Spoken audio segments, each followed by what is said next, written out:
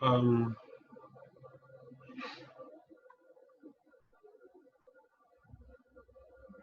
Hello, can you hear me?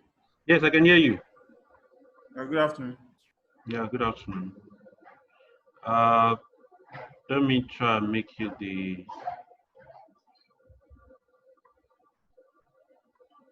Hold on.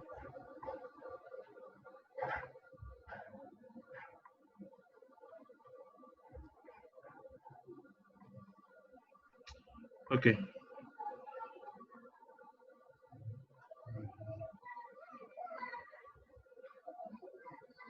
Okay, Chisom, Michael. Yes, I can hear you. Yeah, you are now the host, so you can admit people.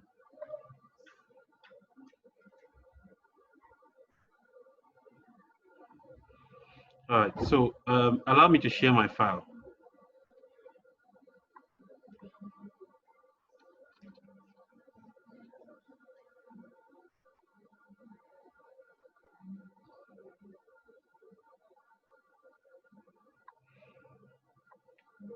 Can I share my file? All right. Try sharing your screen.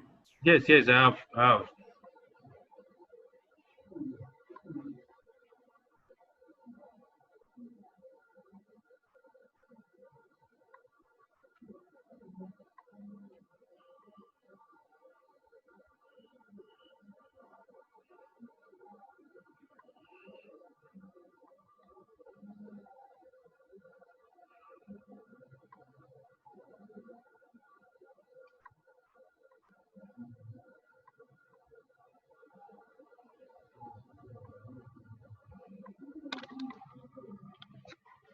Okay, it's fine. So hello, good evening, everyone. Um, so we actually stopped this class yesterday for the sake of our time, so we could not actually complete it. So what happened yesterday was we gave a practice, like it's not really an assignment anyway, but it's for you guys to practice on your own and turn it in on by sending me a private message on WhatsApp or something. So let's quickly conclude on that class. Let's look at the other assumptions that we have. So a brief introduction. Today also we'll take a look at financial indicators. We'll see how we can make how our ratios are being affected by projected numbers and how we can interpret that result. So that session will be taken by someone else. So we have another instructor that's going to take you on that session. So I'll make a brief introduction before the person starts. But for my part, if you have your material with you, can someone hear me? So if you have the material with you, so we can just go ahead and begin. So where we stopped yesterday is on, I think we were treating account receivable. So account receivable based on historical average. Can someone hear me, please? I can hear you. Okay, so all right, it's fine. All right, so let's go ahead. All right, so let me just go to the file. This is not, it's not this. I can hear you. Yeah, I know. Where do I have the file? Have I shared the wrong file? Hold on, please.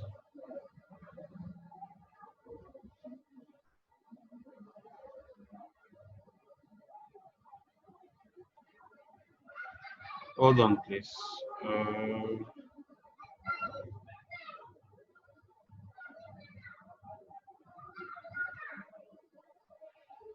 Ah, where do I have the file? Have I shared the wrong file now?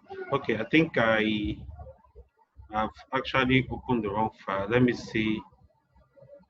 Let me see what happened. Hold on, please.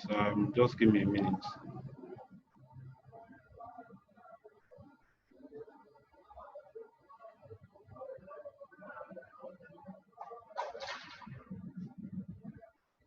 It's not. Okay, this is the common size. Okay, it's not this. Where do I have that file?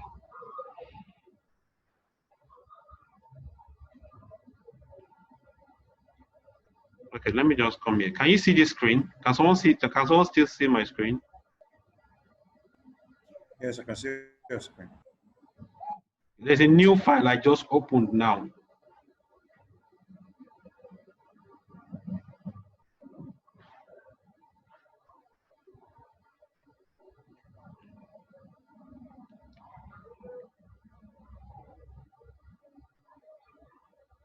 There's a new file I just opened. I don't know if someone can actually see this. Mike, can you see it? Okay. All right, so let's proceed to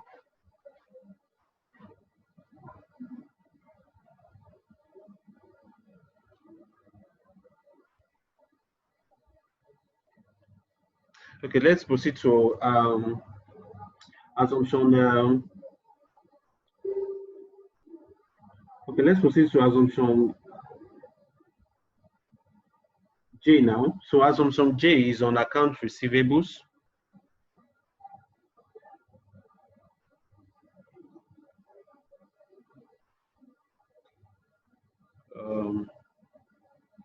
So on account receivable Sorry, now. Yeah, sorry, I can don't you? know it's from my part, but I think the screen is just kind of. I don't know if anyone else is having the same issue. The Please, screen can is not anyone? showing. The screen is not showing, right? It's not showing. Yeah, the screen is just blank, like having some blank, totally dark. Better now. Yeah, I can see it now. Okay.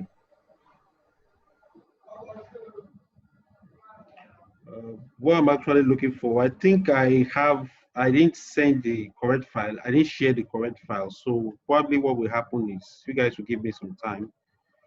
I think I didn't share the correct file. It's not the one I actually sent yesterday that we are now working on. You understand? So that's what happened. So I'm just trying to pick the actual.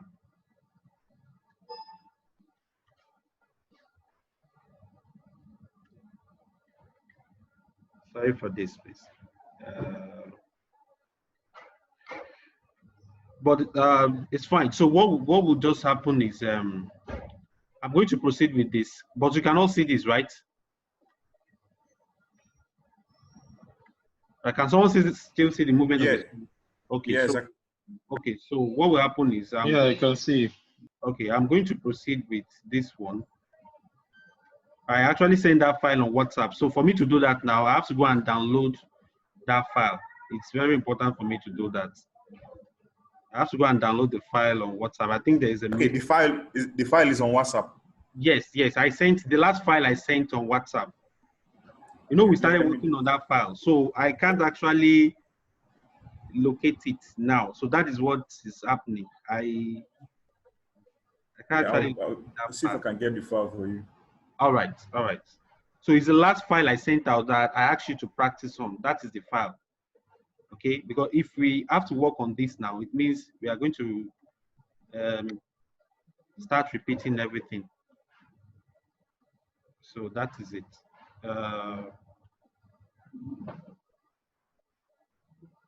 Okay, I think this is it. Hello, Michael. Can hear you. Okay, this is it, right? Yes, I've seen something now. Because I know we Okay. work on. Okay, so if we have this, at least our work is half done. Okay, we can just proceed from here. Because basically this is what I'm looking for. I don't want us to start this one afresh again. You understand? So Okay. yes, Yeah. yes, yesterday we were able to complete this.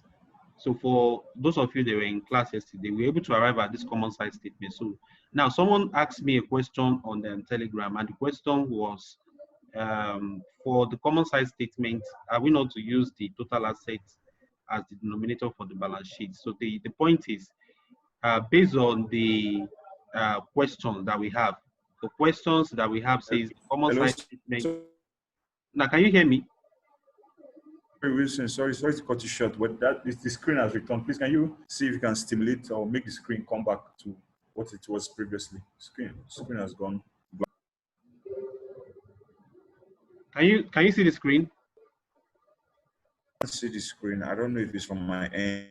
Please, can anyone else confirm if the screen is? Can anyone see the screen? The screen is fine. The screen is not showing. It's not showing. It's not showing. What could be the problem? What could be the problem? Hold on, please.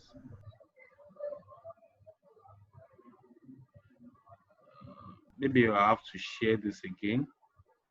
Let me just share it again, please. Sorry.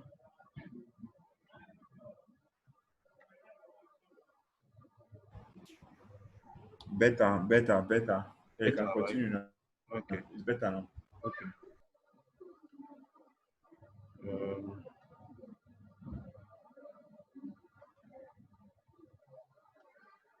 Sorry.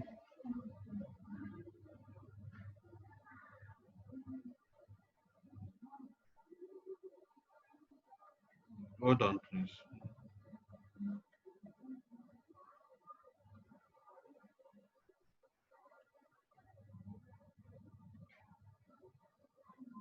The thing is, I think I have multiple files here.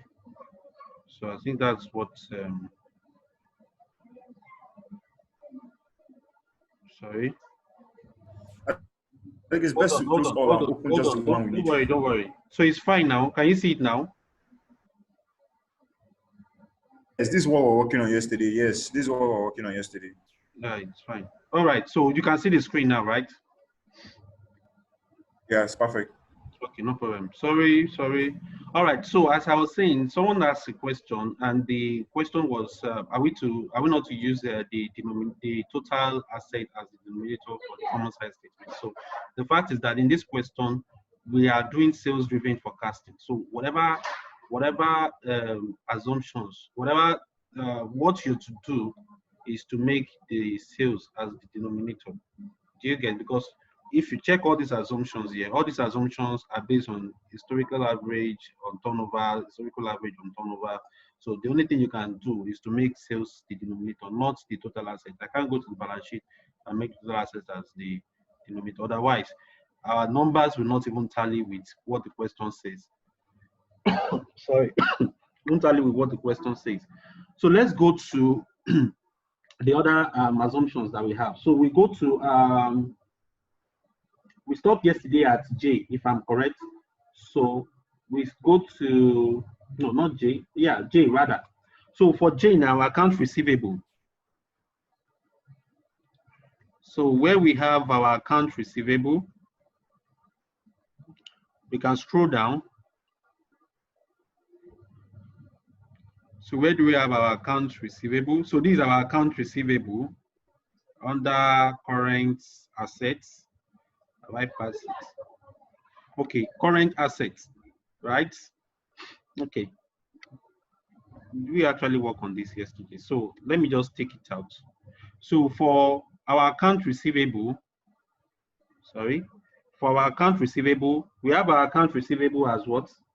So account receivable is 8.4% of sales based on historical average, right? 8.4% on sales based on historical average. So we go to our specification. So what I will do is for convenience, let me just move this closer to this. Okay, so let me take it side by side like this. All right, so where we started from yesterday, for those of us that are just joining this, that we first of all did this, yes, the common size. So we are relating the common size to the financial statements. All right, so here, since we are told that it's on average turnover based on average, sorry, the indicator is based on average turnover. So we'll just go to where we have account receivable and we pick 8.4.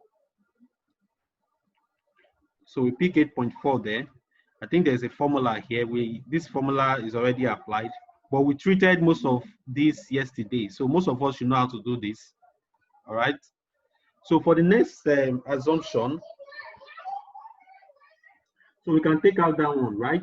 So for the next one, we have inventories is 8.8% of turnover. Inventory is 8.8% of turnover.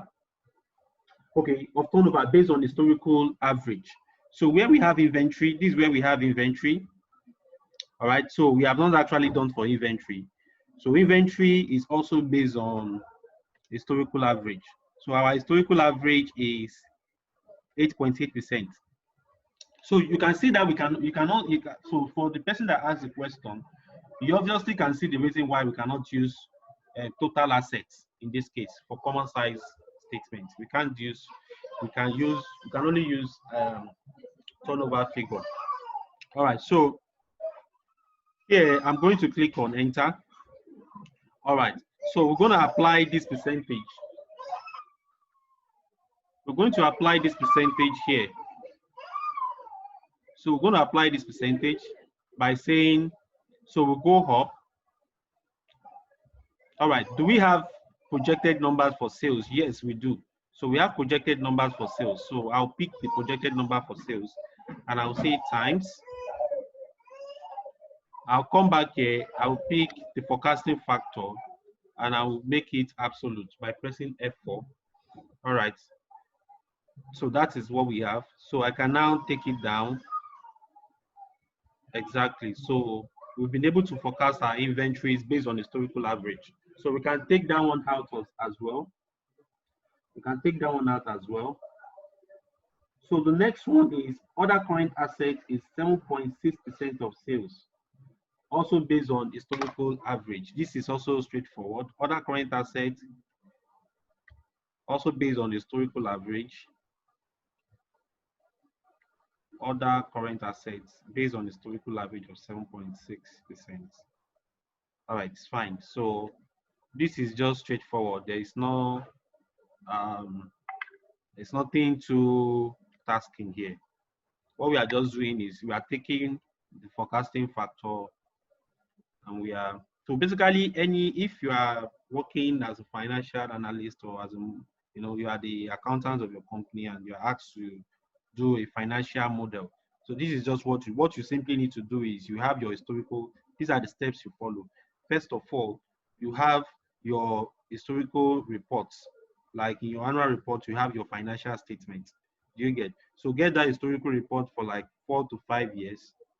All right. So once you get that, the next thing you do is you do a common size financial statement.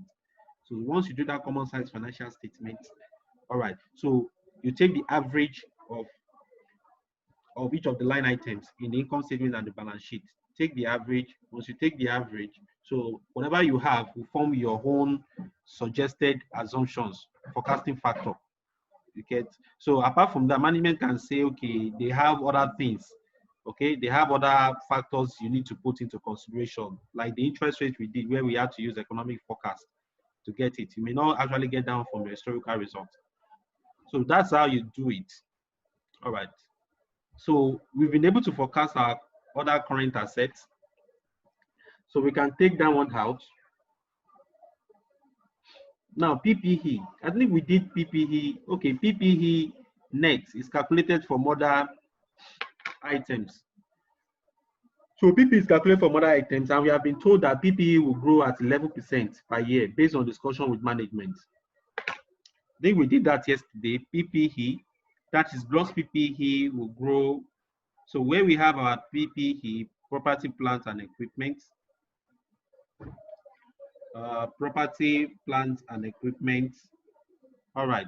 So property, plant, and equipment. So we are actually able to do this yesterday. So I can see we applied something here. I don't know what happened. There's a figure that is not showing up here. Okay. Sorry, this figure is not actually showing up. I think it was mistakenly deleted. So what we have here is 11%. So if I put 11% here, so if I put 11% here, and I press enter, you can see the figures has changed. So that is what actually what happened. So PPE grew by 11% year on year. All right, so we can take that one out.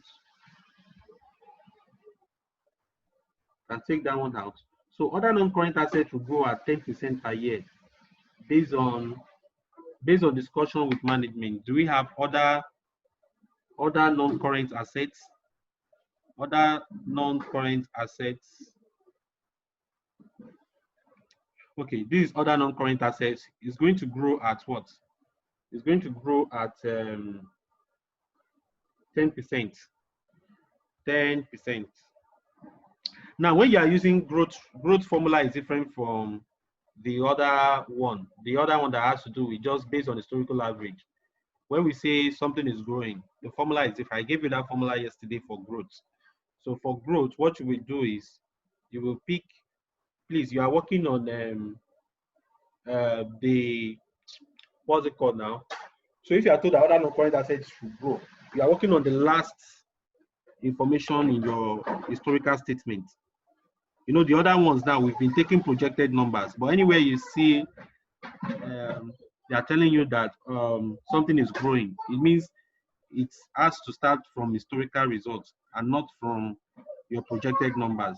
Do you understand? So for instance, for this now, I cannot come to my projected sales and start applying the growth rate. It won't be correct. So what I can do, I'm taking the growth from the last reported numbers for other non-current assets.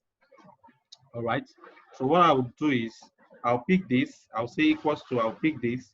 All right. I'll say times. I'll open a bracket and I'll say 1 plus, and I'll pick the percentage. Do you get?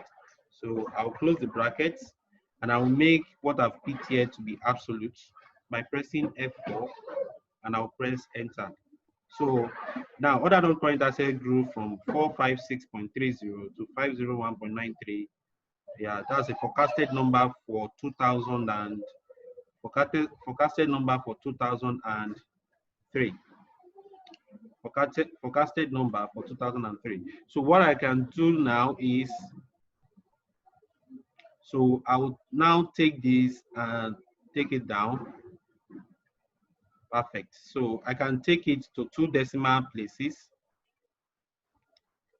All right, so to 2 decimal places. That's fantastic. So that's all.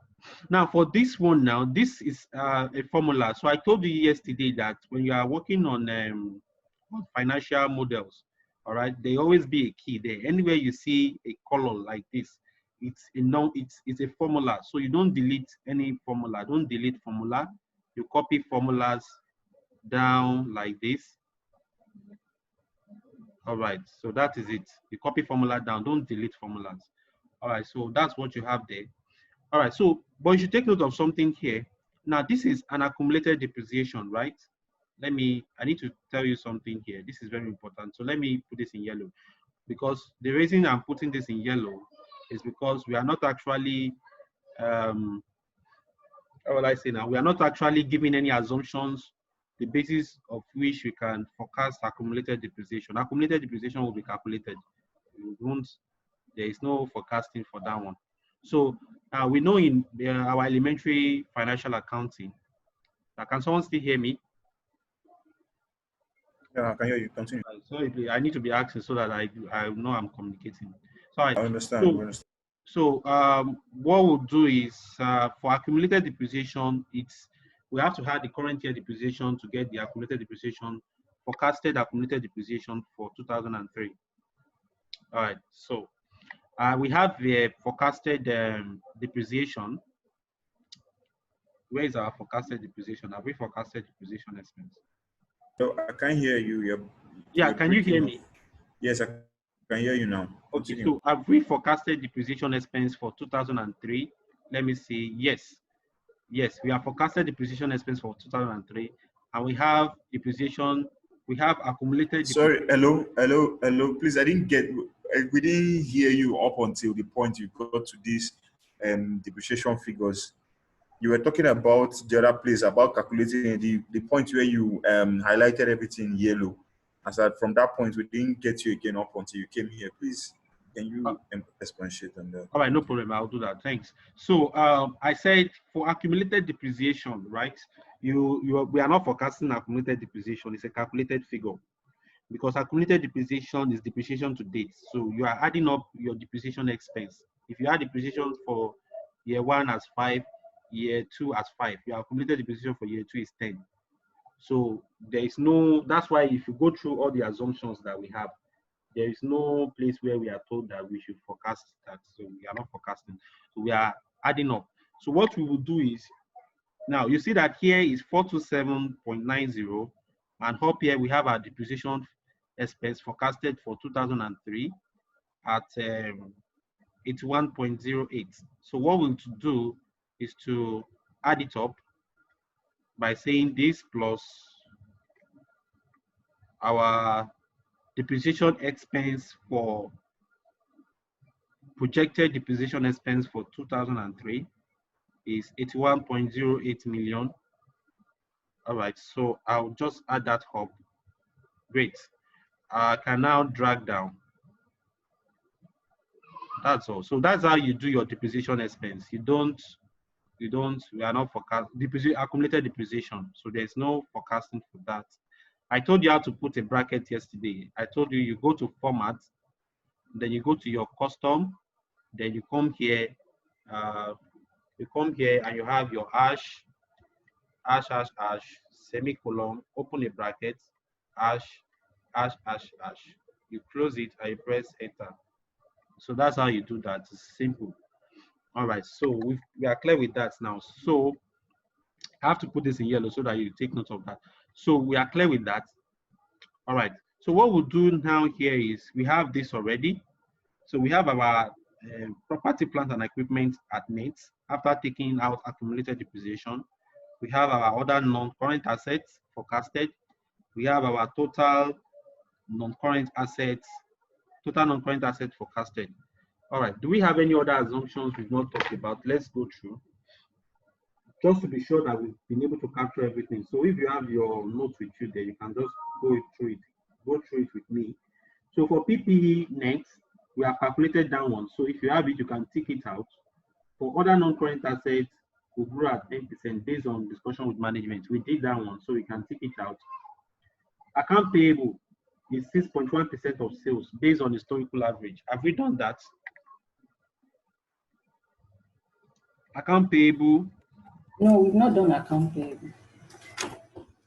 All right, we've not done accounts payable. Oh, fine. So account payable, someone can tell me this is very straightforward, right? Account payable, we are told that it's 6.1% based on historical average. So what am I going to do? I'm going to come here and I'll go to our common size statement. So this is just what you do in practice. Anytime you are asked to do a forecast, this is what you do. Except this is what you do empirically. Except maybe management now have their own assumptions, their own reasons why the figures or the percentage you are applying should be different from this average number. Do you get? So what we are doing now is sales-based forecasting. This is called sales.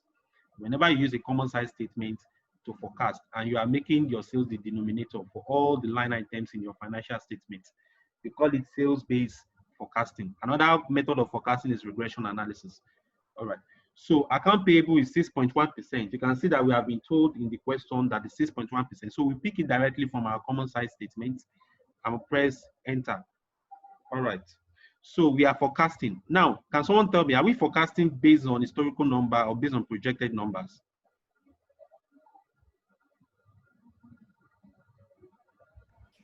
We're focusing based on historical numbers. Historical numbers, are you sure? Is it a growth or is it a growth or just, is it a growth or not? Are we sure? Are you sure? Who said that? We are not forecasting based on historical numbers. We are forecasting based on projected numbers. Because it is not, I told you that if you want to make a forecast, you must take note of something. Is it a growth or is it based on average, is it based on average turnover? Is it based on historical average? When you hear historical average, historical, it means you are, when you hear historical, okay, it means you are basing it on your forecast. Of course, because you must have forecasted your revenue based on historical average. So whatever thing I can't forecast, for instance, I can't forecast my account payable based on this number. It will be wrong. It will be totally wrong. It's only if it's a growth. I can now pick from this number and apply the growth rate on 80.5. So applying the growth rate of 80.5, I can take it down and I have the result because they are not telling me it's based on historical average. Do you get? We've already forecasted our projected sales here. Okay, so whatever we are doing here, we are applying it on the projected numbers. That's what we've been doing. So we apply it on the projected numbers. So let me go back there. Our account payable, this is it, right? All right, so we say I've thought that it's based on historical average. So we have this. All right, so when we have that, we pick our projected numbers. It is not a growth. It's not a growth. Right, I need to put these brackets. So we just have F4 and we take it down. So please, you have to take note of, that's why I emphasized it yesterday. Take note of when they say something is growth and when they say something is not growth. It's based on historical average. All right, for those ones that is growth, it's different. The treatment is different. So we've been able to solve that now. Okay, so let's go to the other ones. All right, historical average, account payable is ticked. Now, short-term debt should be held constant at year end 2002 level. Short-term debt. So I think we did that one yesterday. So basically what we did was we just took out, we just selected actual results for short-term debt at 2002 level and we made it absolute. We made it absolute and we dragged down. You know, that's what we did. So that one is straightforward. The next one is other non-current liabilities is 8.3% of turnover. Okay, other non-current liabilities 8.3% of turnover, same as 2002. Okay, 8.3% of turnover, same as 2002. So this is other current liabilities, 8.3% of turnover. So we have been given here 8.3%. So you type it in. Okay, is it the same thing as the historical average? Let's confirm that. Other non-current liabilities. Okay, other non-current liabilities based on historical average is actually 10.9%. All right, but management is telling us that we are to use 8.3%, which is same as 2002. All right. So how do we apply that? Other non-current liabilities, 8.3% of turnover. That's pretty straightforward. Okay. We are going to apply it on the projected numbers. Okay. Times the forecasting factor. I'm making the forecasting factor absolute and press enter. Now, the thing is, in some financial model, you may not see this forecasting factor here. The forecasting factor can be built into the assumption sheet. Do you get? So whenever they are picking any variable, they pick it from the assumption sheet. So if they now want to do a scenario analysis, they can change those numbers in the assumption sheet and see how it impacts on the results. All right, so that's for that. But in our own case here, we are consolidating everything in one sheet. And with that, you can easily change anything here and see the impact it will have on our financial statements and our ratios. Okay, so for this one now, I can just take it down and that is it. So we now have our total current liabilities, right? So we can tick off that one, just tick it off with me as completed. Now long-term liability will remain unchanged at 2002 level. Our long-term liabilities remains unchanged at 2002 level, and we make that to be absolute by pressing F4. and then we take it down. That's great. So our deferred income taxes is 1.4% of sales based on historical average. 1.4% of sales based on historical average. What do we do there? Based on historical average, we go to our common size statement. You can see it's 1.4%, okay, which is the same thing that they told us there, 1.4% based on historical average. And that's fine. So we can now forecast, okay? We can now forecast based on projected numbers and apply our forecasting factor. Sorry, apply our forecasting factor and make it absolute by pressing F4. Great. So we can drag horizontally and drag horizontally. Okay, and take to 2 decimal places. I think I'm tired of taking all this to 2 decimal places all the time. So let me just take everything to this one. Okay, no problem. Because some are already in 2 decimal places. I wanted to format everything to 2 decimal places. All right, so it's fine. So that is other non-current liabilities. Deferred income taxes is taken out. Deferred income taxes of 1.4% sales based on historical average is taken out. Then other non-current liabilities will grow at 7.6% of sales based on historical average. The same thing. Most of the time, we are using historical average. Other non-current liabilities based on historical average, common size. Other non-current liabilities is 7.6%. Great. Now we are applying this to our projected numbers. So you can see everything is tied to turnover because it's sales-based forecasting. It's sales-based forecasting. And sincerely, if you look at it in practice, your sales has a lot of relationship with many things that you do. Okay, your sales has a lot of relationship with most of your operations. So that's why we are actually tying it to sales. When sales is dropping, it's going to affect quite a lot of things. And when sales is increasing, it's going to affect quite a lot of things. So that's why I'm basically tying this to our projected sales, not historical sales. But if it is a growth, we tie it to our historical sales, starting from the earliest reported financial statement. Okay, so we have a forecasted other non-current liabilities. All right, so what else do we have? So we can take that one out as done. Now we are told that paid-in capital will remain unchanged at 2002 level. Paid-in capital remain unchanged at 2002 level. You know how to do that, right? So you just have your absolute and you take down. Okay, so what else do we have? So we can take out that one. Can I still be heard?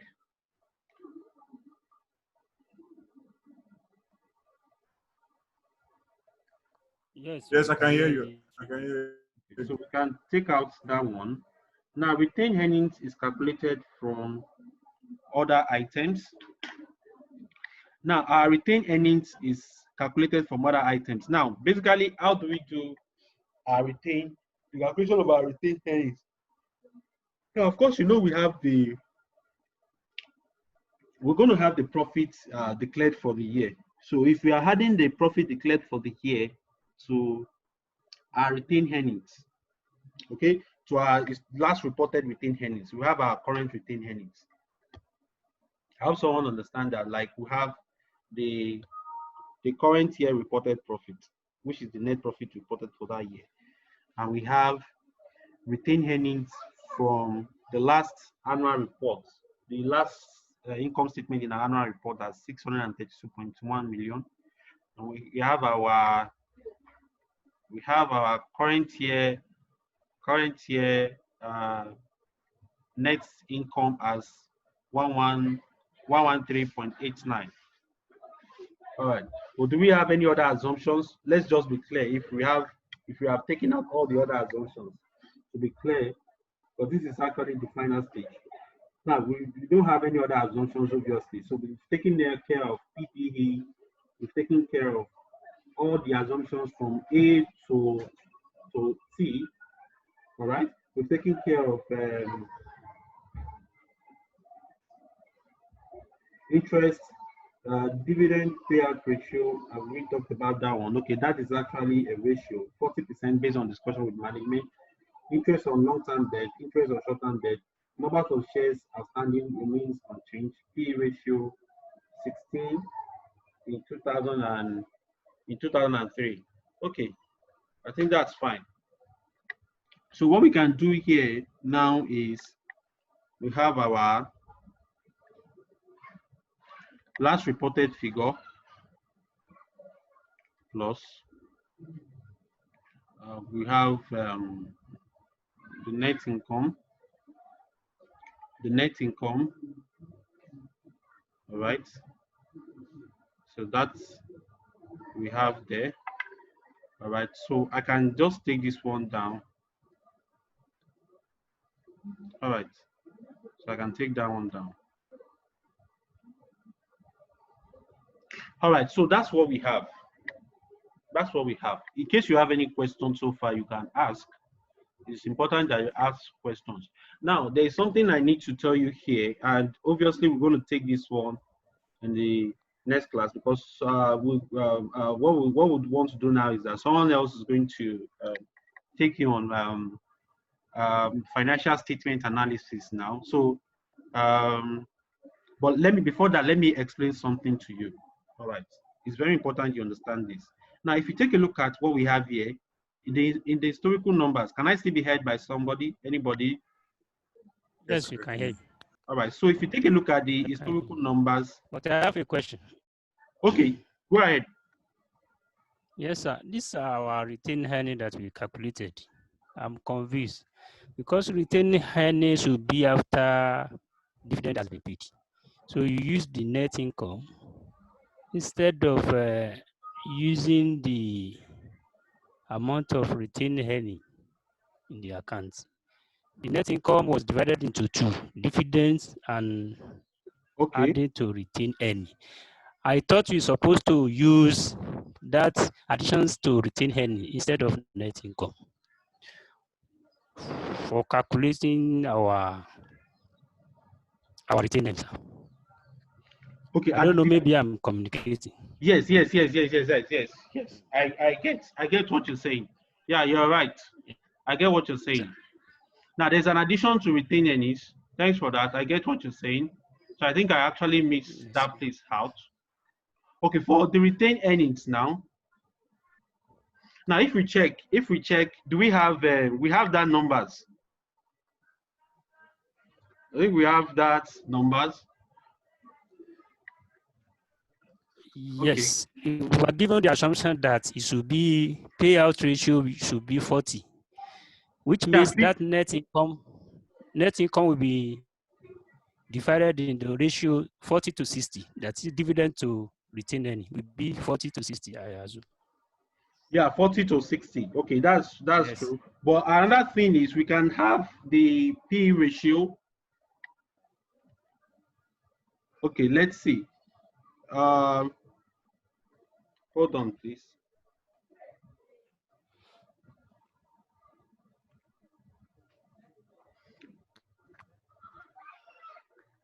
Okay, do we have the sorry, I don't want to miss this out. Under assumption, let's see, assumption W, dividend payout ratio is 40%. Based on discussion with dividend payout ratio is 40%. And we have, what is our dividend payout ratio? Dividend payout ratio is our, how do we get that now? So that's our dividend over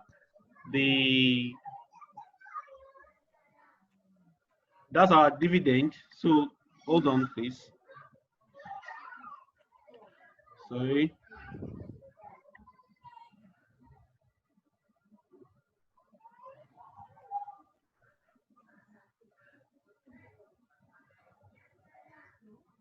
Sorry, I missed that one out.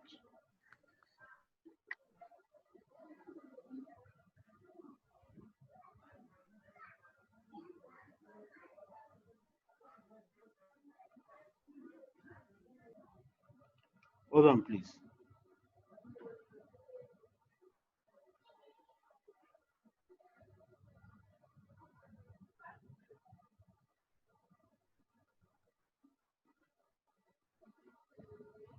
Okay. Never mind. I'm going to look into that. I'm going to look into that. I actually don't want that to waste our time. All right. I'm going to look into that. I'm going to look into that and get back to you. All right. So what we'll do is let's just go to that ratio aspect. So that's what we'll do. All right. I'm going to look into that and get back to you. All right. So Michael, are you there? Yes, I'm here. I'm here. Okay. Okay. So we can look at the ratio analysis now.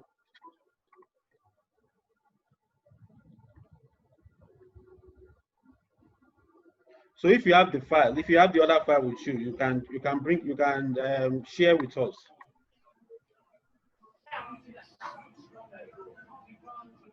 Okay, so I'm about to share my screen.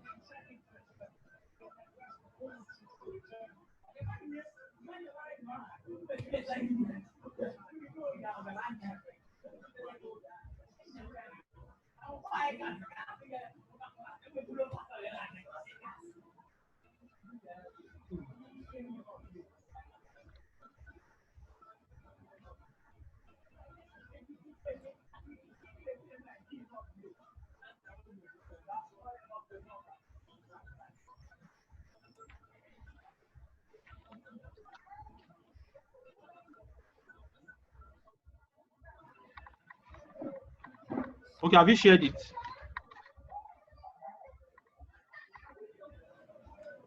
I'm about to share my screen now. Okay, okay. Hello, I'm about to share my screen. All right, it's fine.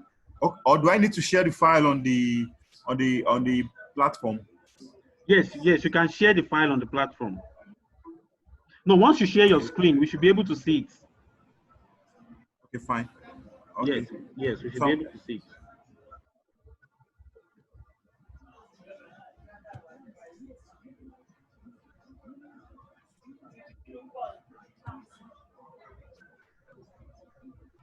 hello everyone. All Can right. you hear me? Hello? Yes, we can hear you. Okay, Yeah, yeah, okay, go fine. ahead. Okay, that's great. Okay, so continue from what he said. So we're going into the this thing, the ratio analysis. So ratio analysis is basically trying to put up a relationship between various figures. So like we have so like when you want to start preparing your financial statements, so you know the first thing you need will be like maybe your shareholders equity, which is be the money that you bring into your business. Then you use that to get your assets, you use that to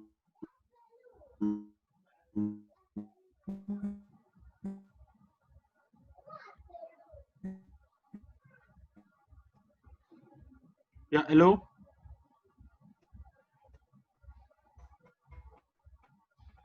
make up some kind of so ratio analysis is basically trying to find rules. I can hear you. Yeah, I can hear you. I can hear Hello, you. can anyone? Yeah, Yeah. so okay, so continue on that. Continuing on that. So there are various types of ratios. So there are profitability ratios. These are ratios that show how profitable a business is. There are financial this thing, stability ratios, which shows the way the company is being held by the shareholders. So it compares the debt to the shareholders' equity. Then we have the solvency ratios, which shows the ability of a business to pay up its debtors and creditors here and thereabout. So without wasting much time, let's move into it. So the ratios. So when you think about ratios, you think about the users of financial statements. So there are various users. There are some who use it for different things. So when you're looking at a ratio, it can mean a lot of things. So I'm going to be stating each ratio, showing how we can compute it, and then giving an explanation or an insight into what the ratio means and what it means for various stakeholders. So do you people get that bit of it? So let's go into it. Hello? Yes, yes, yes, we can hear you. Okay, so we're going into the first ratio, which is the earnings per share, the valuation ratios. So the valuation ratio is to show the like say the financial valuation. Just give an insight of how much this company is worth to the shareholders. So we'll start with the earnings per share. So the earnings per share is the profit after tax over the number of shareholders outstanding. So what is the profit after tax from our financial statements? So what's our profit after tax?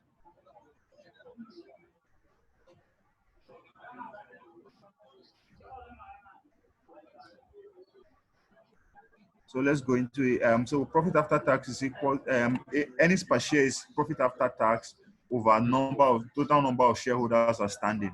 So our profit after tax is basically our net income here. Okay. So divided by,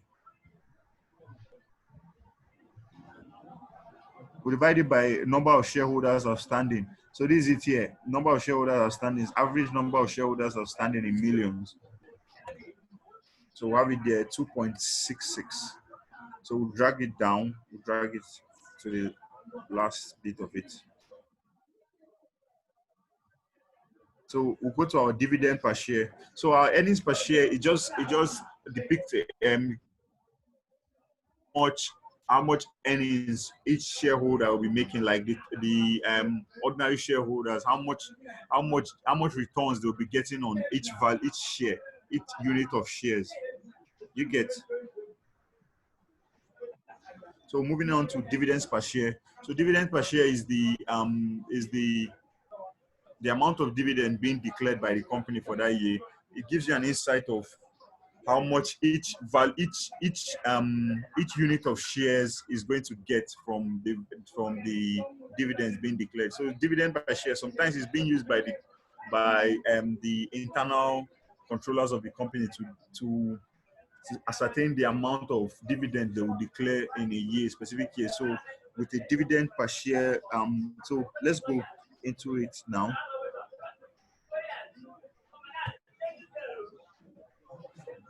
So dividend per share, it will be the formula for dividend per share is the dividend declared divided by the total number of shareholders. So what's the dividend declared? The dividend declared is, please, if there's any bit of it that you guys don't understand, please you can just draw my attention to it. So this is the dividend here divided by the total number of shareholders outstanding.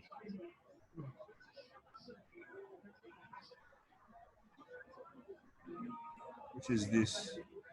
So why I'm not putting it in absolute terms is because we are using a list of an array of number of shareholders. The number of shareholders was changing throughout the years. So 1999, 2000, the number was kind of increasing. So that's why I'm changing that's why I'm not using absolute figures. I'm just leaving the formula. So as it's growing, it is changing itself. Then we'll have the price earnings ratio, which is the PE ratio. Hello, can you hear me? Yes, yes, yes. Yeah, so the price earnings ratios gives us an insight to the growth projections for shares. It tells us how much, like it shows a picture of how the price of the share, how the earnings is going to be affected by the prices, and how much earnings and each individual shareholder will be expecting going into the future. So the price earnings per share formula will be market value per share divided by earnings per share. So there's kind of a relationship between price earnings, market value, and earnings per share. So if you have any two of these, you can be able to get the third one. So if you have market value per share, you can work back to get earnings per share. If you have market value per share and you have price earnings, you can work back to get earnings per share. So let's go into it. price earnings per share is equals to market value per share. What's market value per share? The market value per share is here, stock value at stock price at year end, which is this divided by earnings per share, which we've calculated already, which is this. So you take this to this side, and there you have it. So this is the price earnings per share. So you could see how it varies across the years. So it is varying across the years based on the EPS too. You see that the variations in the EPS also affect the variations in the price earnings. So we'll move on to price to book ratio. So the price to book ratio, the formula for price to book ratio is total shareholders equity over number of shares outstanding. So once we have total shareholders equity and number of shares outstanding, we can be able to find our price to book ratio. So the price to book ratio is just giving an insight on the real value of the company. So like what is really the book value of the shares that each shareholder owns. So let's go into it now. So the total shareholders equity is, I think we'll pick that from our balance sheet.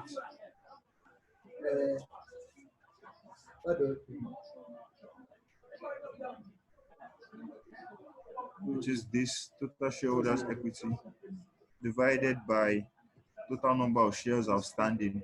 So why we're using the shares outstanding mostly is because of we're dealing with our shareholders ratio for now.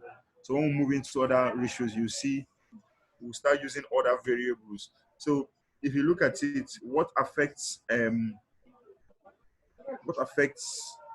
shareholder ratios the most is shareholders equity, market value per share, and total number of shareholders. And sometimes we use profit after tax, and sometimes we can use EBITDA too. It depends on the ratios they are computing. So these are just 5 ratios here. But when we might come back to them. No longer moving. Hello, my screen is not. No, I was not moving on it. Hello, Right. Is it moving now? No. The screen is not moving up to now. Yes. Okay. How about now? No, it's not.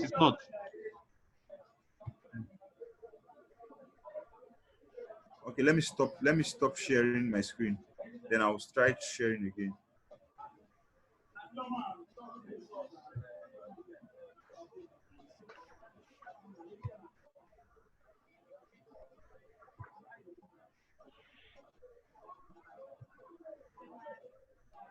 How about now? It's not still moving. It's not moving. I think it's not moving. Yes. No, it is okay. Probably maybe it might be your connection, Winston. Okay. It's fine. Yeah, has been moving. The screen is okay. Okay. Maybe it's my connection. Okay, you can go ahead. Okay. So now move on to profitability ratios. So the profitability ratios, it gives an insight to how profitable the company is in terms of how they've been able to use their capital to generate profits and the money given to them. It's just like an insight to how well the company is being managed in terms of generating profits. Just look at it as generating a profit. So look at there's returns on equity. So returns on equity is net income over average shareholder equity. So what is net income? Net income, we have it here already, is profit after tax.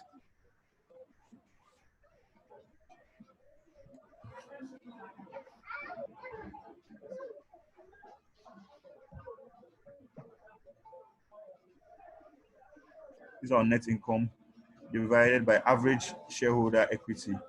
So what's average shareholder equity? Which is shareholder equity here.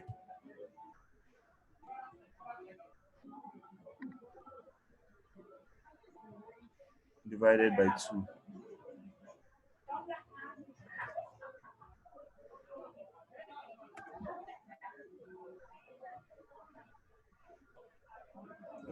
Run it across.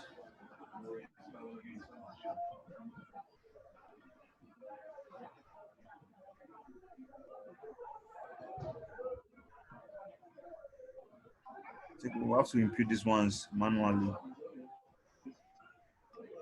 because it's not picking based on that division that we did.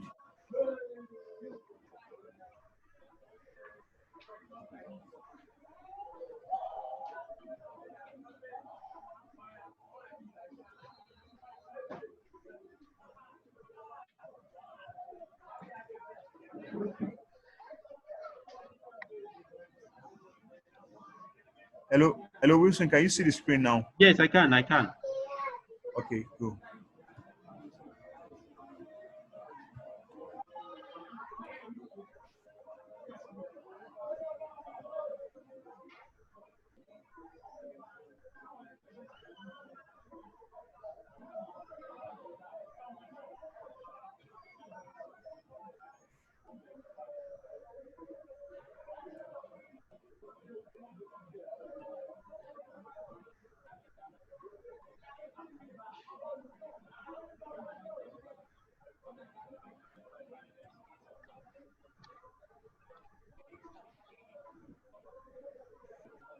So because of the division that we did, so the thing is no longer picking each variable. We cannot pick it individually, so we have to put it in manually.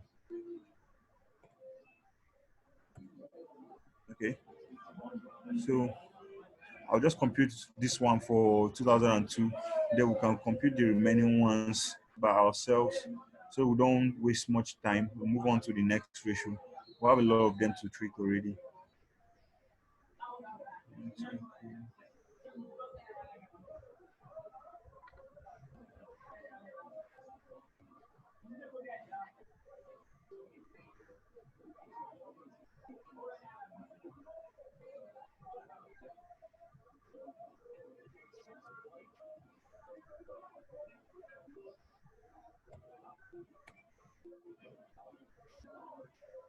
Okay. Then we'll go to return on sales.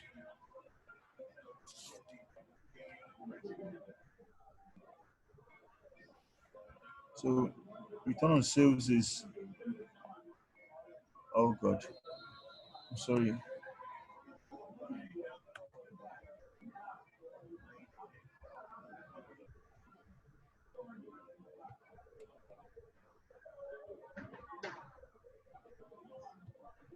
Computed the formula wrongly.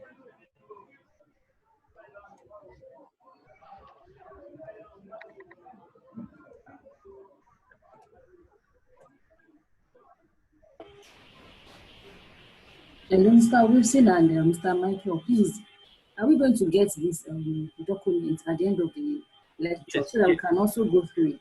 yes, yes, yes. Yes. All right, thank you. Okay. Yeah, now we're now going to return on sales. So return on sales is so we'll try to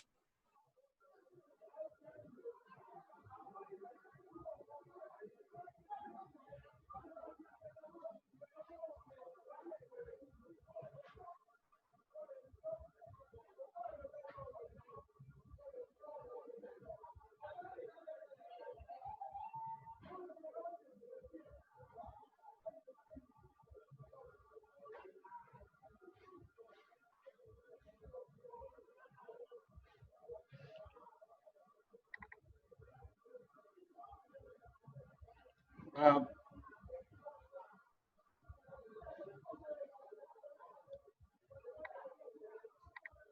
hello, Michael.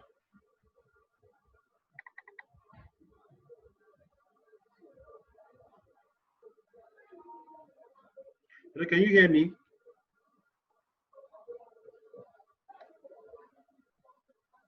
Hello. Oh, no.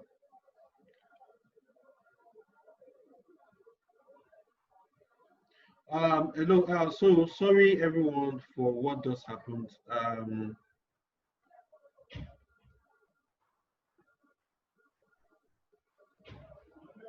Okay. All right, Michael. I think you are back online now. You actually went offline.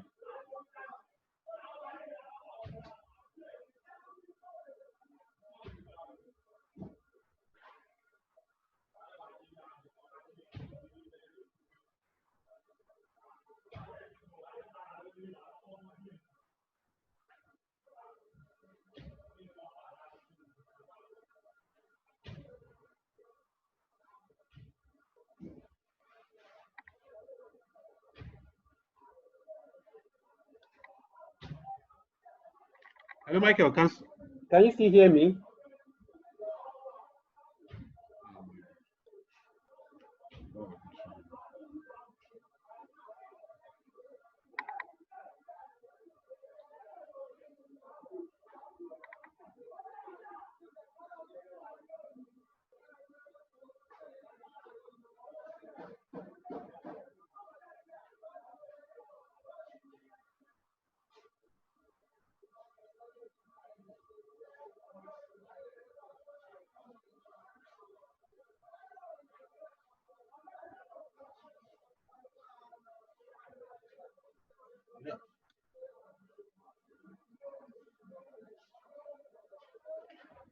Hello, Michael.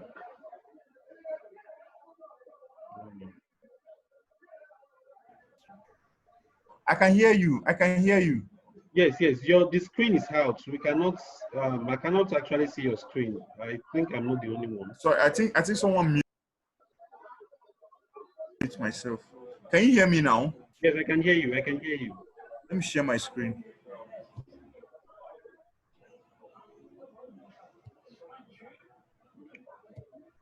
Can you see my screen? Yes, I can see it now. I can see it now. I think. Who else can see the screen, please? Can someone else confirm that can see our screen, my screen? Yes, I can see your screen. Okay, can you hear me too? Yes, I can hear you. Yeah, yeah. Okay, it's better now, right? Yeah, Yes. it's better. It's better. So I stopped at return on sales. So return on sales is it depicts a picture of how much returns you are getting per each sale being made. So return on sales might be let's say it might be important to maybe a shareholder trying to make a decision on maybe to acquire a company, is trying to know like how much profit is being generated per unit of sales being made. Sometimes it can be used to increase can be used to improve say your efficiency in doing business and try to reduce expenses. So return on sales, the formula is the EBITDA, sorry, gross profit divided by turnover. So here we have gross profit divided by turnover. Where is it? Can you still see my screen? Yes, yes, yes. Okay, fine. This divided by this.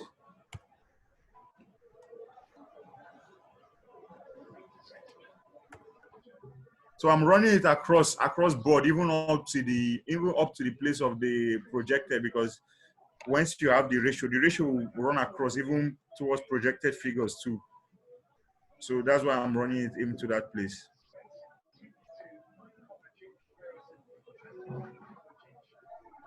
So EPS growth rate. So we know the formula for growth rate is the old minus new divided by the old.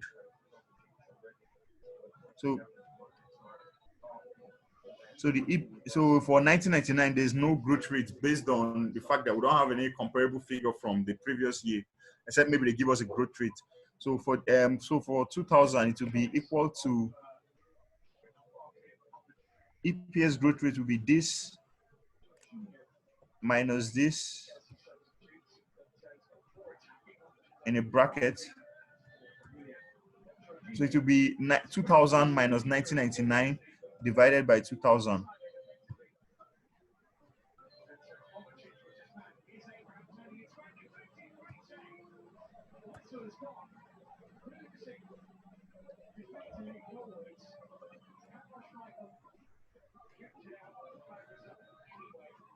Do you understand this bit?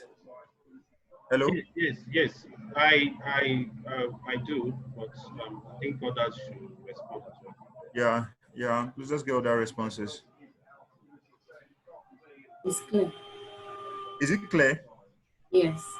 Okay, so since we're doing with growth rates, we're trying to check the previous year against the present year divided by the previous year. So we'll know if we're growing or moving downward. So bro, you can see that there are some years that there were some, let's say there was some downward projections for some years too.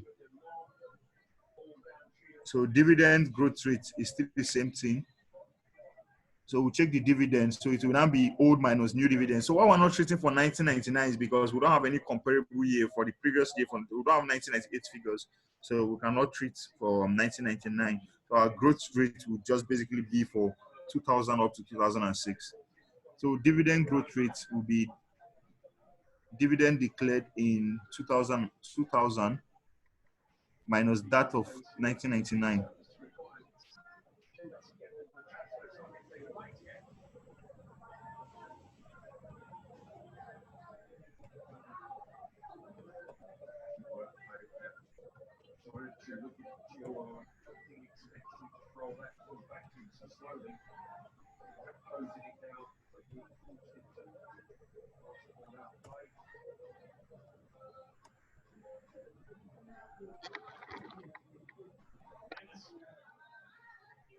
Okay, then sales growth rate will now be, so sales growth will just, it will show a picture of how sales have been growing over the years, if there have been a decline in sales or there've been an increase in sales. It will show like if the commodity that is being sold by the company is in demand or not, or maybe there are certain things that could affect sales. It could be like sometimes negative government policies, sometimes positive government policies, sometimes increase in consumer demand and taste differences. And so maybe sometimes seasonal things, like recently now, because of the coronavirus, now there've been an increase in demand for face masks and all. So sales growth is like an indicator of how well the company's goods are in demand or are being sold out. So our sales growth will be new sales minus old sales divided by old sales.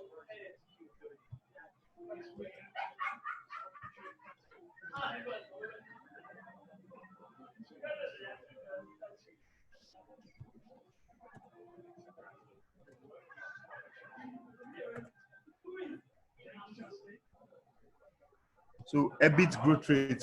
So we'll just compare our EBIT for 2000 as against EBIT for 1999.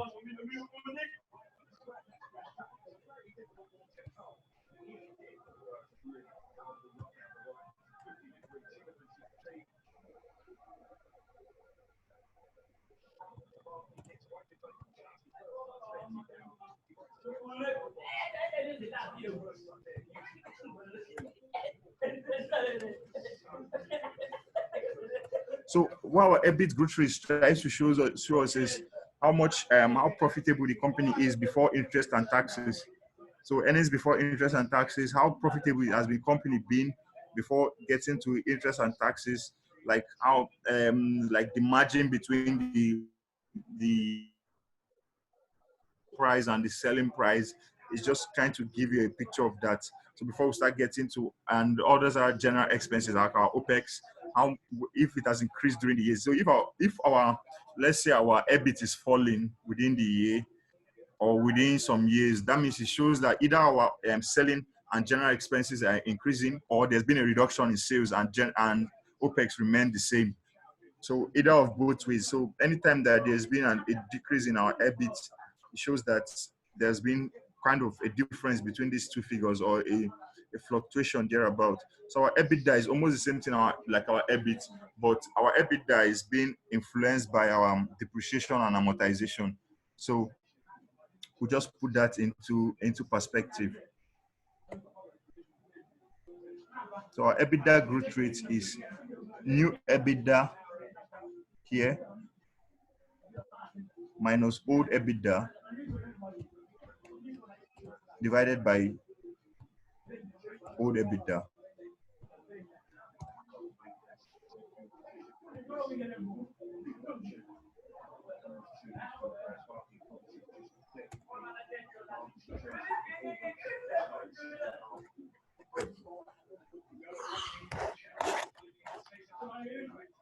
Okay, so I think that's EBITDA growth rate. Then net income growth rate. This one depicts a picture of how our net income is growing over the years. So without wasting more time, let's move into net income growth rate. So there might be some years there might be declines.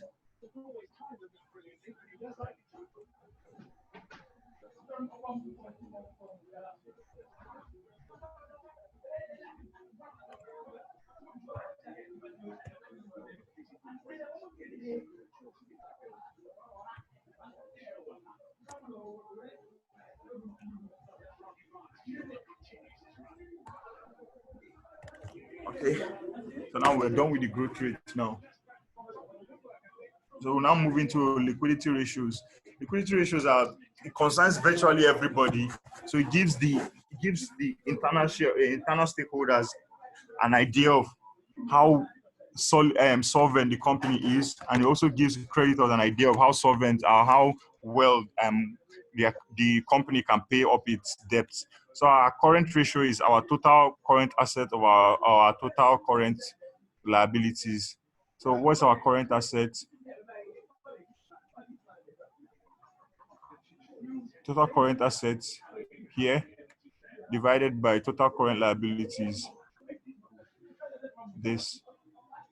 So when I do, oh, I think I did the wrong thing. Sorry, I did 1999 figures in 2000. Sorry about that. Total current assets, this divided by total current liabilities. So we understand what is current asset and current liabilities. I'm going to explain that bit. Yes.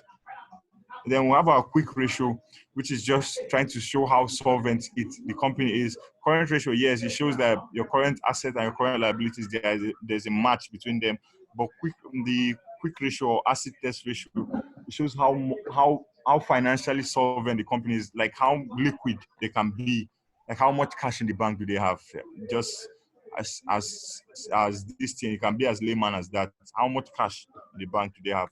So our quick ratio will be current cash and cash equivalents. So it will be this minus inventories.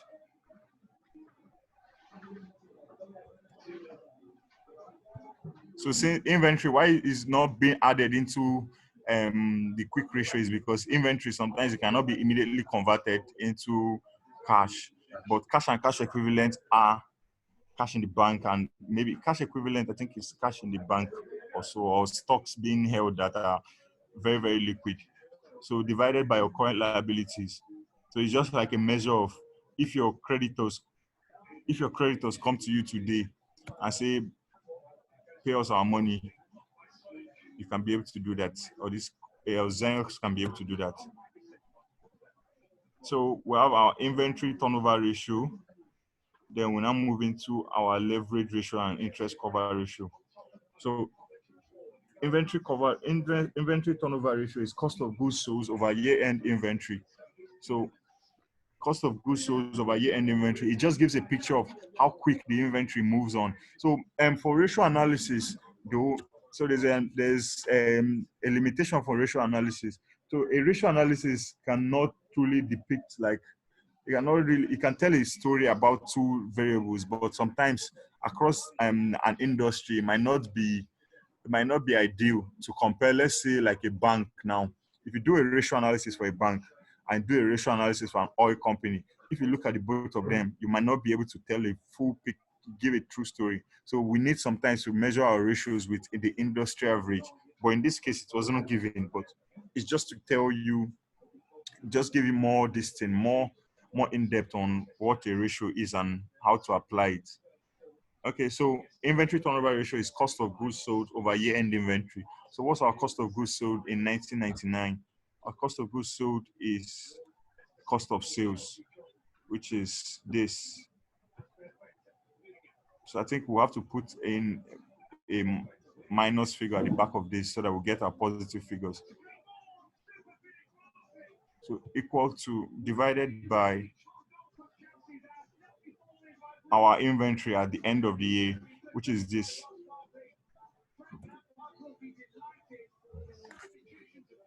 So we're having 6.2. So sometimes we can multiply it by 365 days to get, if you don't want it to be showing in ratio like 6.2:1, you can multiply by number of days. So that will make it inventory turnover days. So it shows the amount of days it takes for you to sell up each batch of inventory.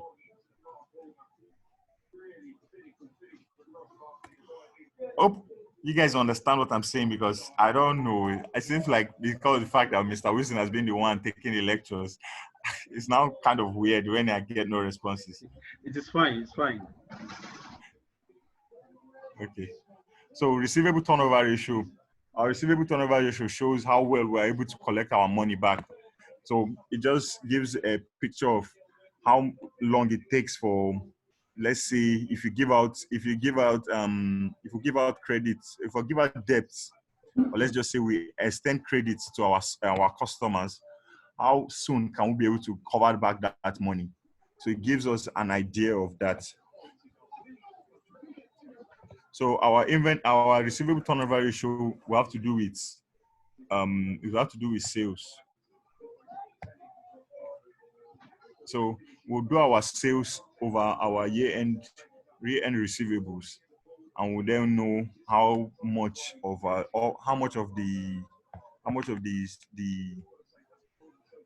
the credit we extended out we can recover in how much time we can recover it. So receivable turnover ratio is equal to sales over year-end receivables. But if you are given, say you're giving if you're giving credit sales, so you do your account receivable turnover ratio by your credit sales and not by your sales only. But in this scenario now, we're giving only sales, we're not giving credit sales. So we'll do it by the year-end inventory. So sales over year-end inventory, which is this. Sorry, year-end receivables, not year-end inventory. So our receivables will be what? Account receivable, this is it here.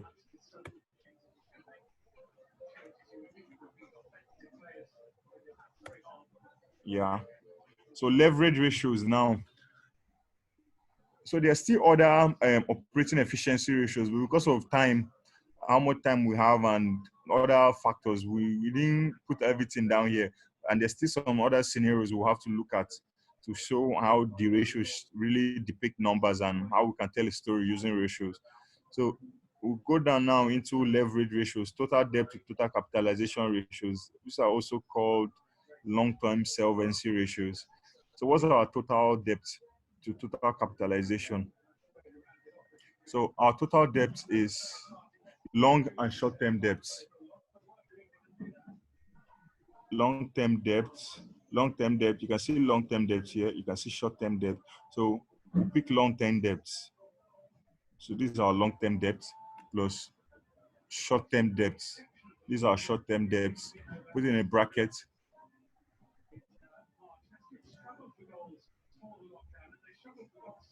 Then we'll now divide it by our total capitalization. What's our total capitalization? Total capitalization will be total shareholder equity, which is this.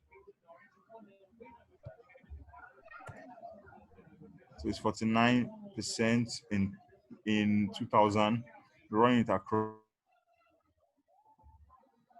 debt to total capitalization. So this one is just to show just how much long-term debt do we have. So it's almost the same thing like this, but kind of we have out the short-term debt bit of it. So where's our long-term debt? This. Hello, can you guys still hear me? Because I'm seeing my thing is telling me internet connectivity low. Can you guys still hear me? I can hear you. I can Yes, hear we can hear you. I can hear you. Okay, thank you, Jackie.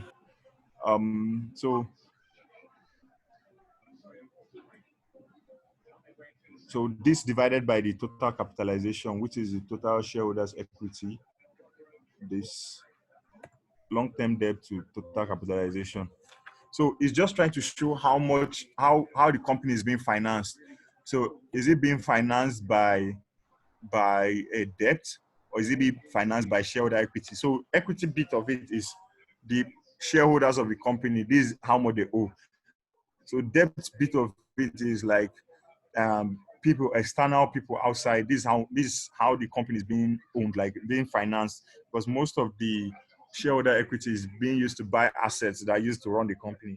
So if your shareholder equity is low, so these ratios will show how much is being owed by external stakeholders and how much is being owed by internal stakeholders. So you could see 49%, 35%, 48%. It gets to tell you that this company, to some extent, it is those who are selling the company or those who are sitting in the board of directors that really own the company, and it's not being financed by, let's say, external stakeholders or some kind of debt thereabout.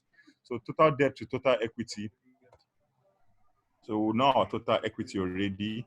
So what's total debt? Total debt is long-term plus short-term debt. It's almost the same thing like the total distance to capitalization ratio.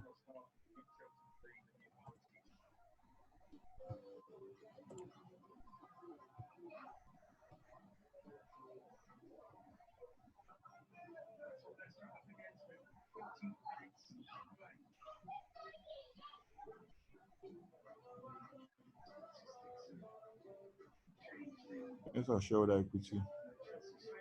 Okay, this is, yeah. Total debt to total capitalization. I think there's a mix up here. Total debt total equity is correct though, but total debt total capitalization. Okay. Okay. Sorry, this bit of it. Sorry, there's a mistake in this formula. It's supposed to be total debt, which is long and short-term debt, divided by total debt plus total shareholder equity. So here we're supposed to have long-term debt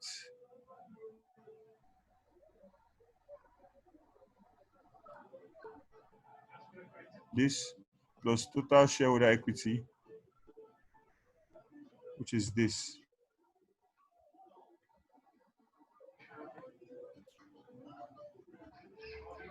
So basically these three formulas, these three ratios, they are almost telling the same story of how the company is being financed. Is it being financed by debt or is it being financed by equity? So sometimes, usually 2 ratios is usually enough to tell the story because you cannot run away from it. So it's just like liquidity ratios now, current ratio and quick ratio.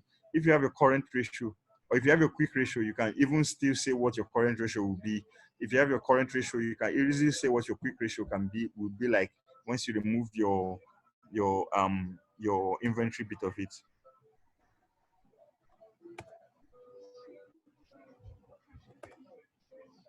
Then we move into times interest end.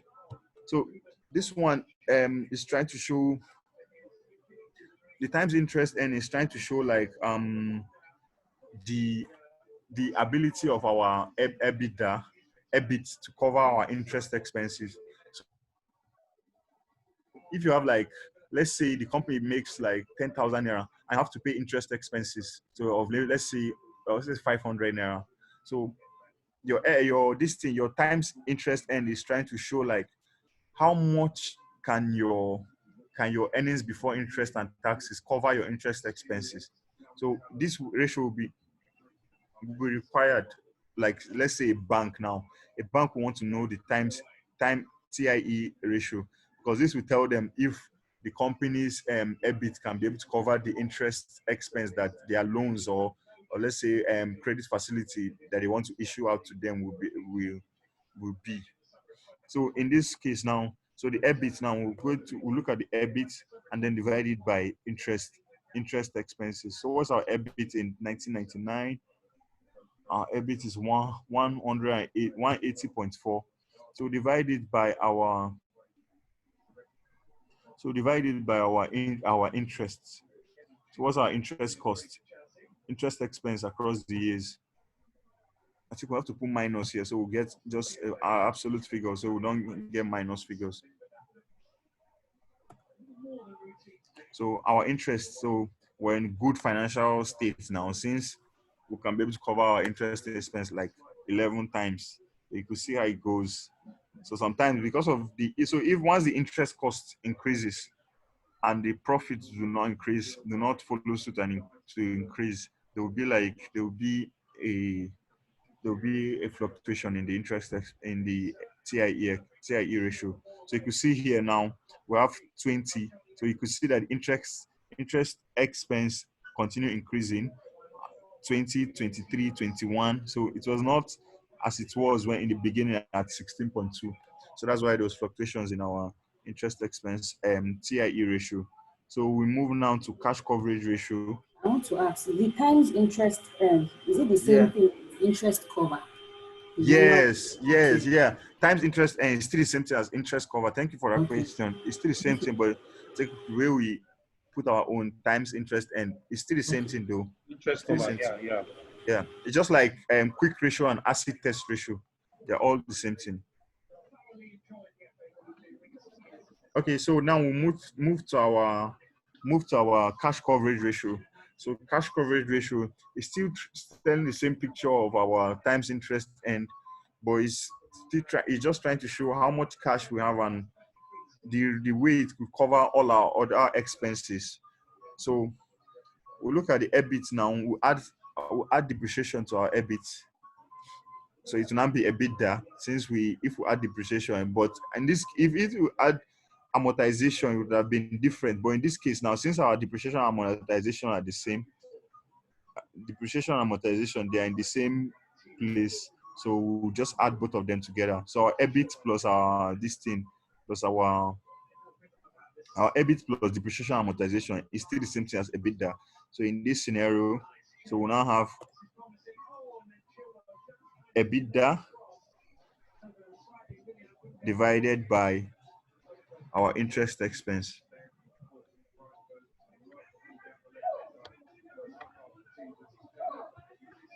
So we'll put our minus sign here, so we'll get absolute figures. We'll get whole, so we'll get positive figures here.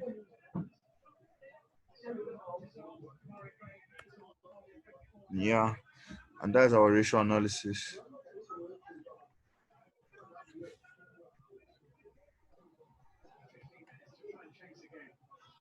So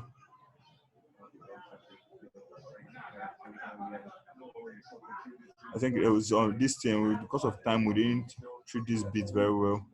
So it's equals to return on equity is equals to profit after tax over total number of shareholders, which is this. Sorry, this.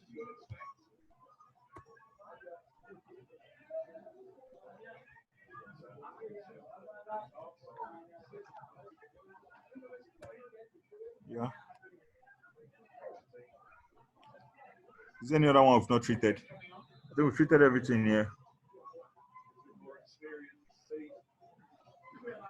Okay, dividend payout ratio.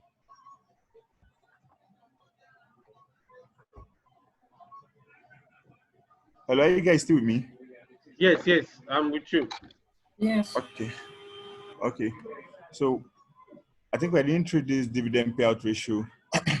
So I missed that bit. So our dividend payout ratio is our total dividend. I think I mixed up this formula. Okay, no. Total dividend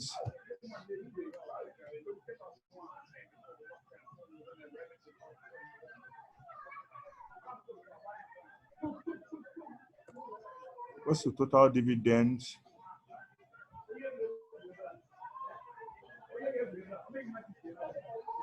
all over number total. Okay, I think it's plus this dividend and this addition. No. Total dividend all over total shareholders.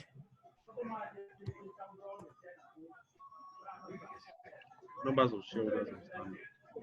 Yeah. Numbers of shares outstanding.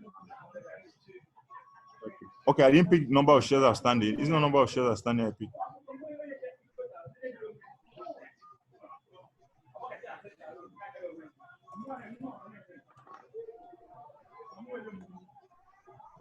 No, it's the ratio between your. Do you have the DPS there? Yeah, I have the EPS. Yeah, the EPS over the DPS thing. Okay. There is a formula that was we actually sent out that formula. So you can make Yeah, this is here. I was trying to still use this thing.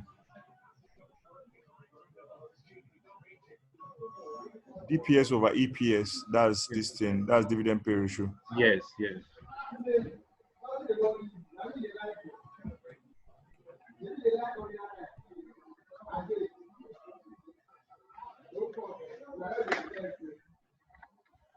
Okay.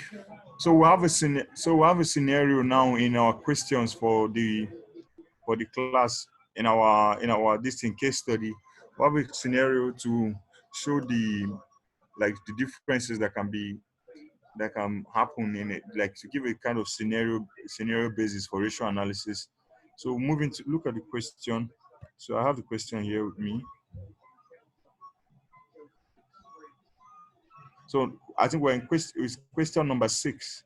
Evaluate Zenox projected performance between 2003 to 2006. In looking for ways to improve performance, management wants to know what the projections will look like if it can accommodate the following: lower the ratio of cost of sales to 50%, and slow the growth rate of both PP&E and other non-current assets to 8%. Hello, are you Yes, guys yes, with I me? can hear you. I can hear you. Okay, please, can someone else in the class tell us, give us an explanation for this question so that we can know if we're all in agreement of what the treatment will be. You can look at my screen and read the questions if you want to. I don't know if I can highlight it.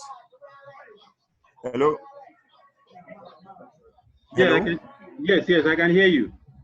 Yes. Can someone else in the class please just read the question and give us maybe some explanations of what the question depicts and how the picture, what picture this question is trying to tell us.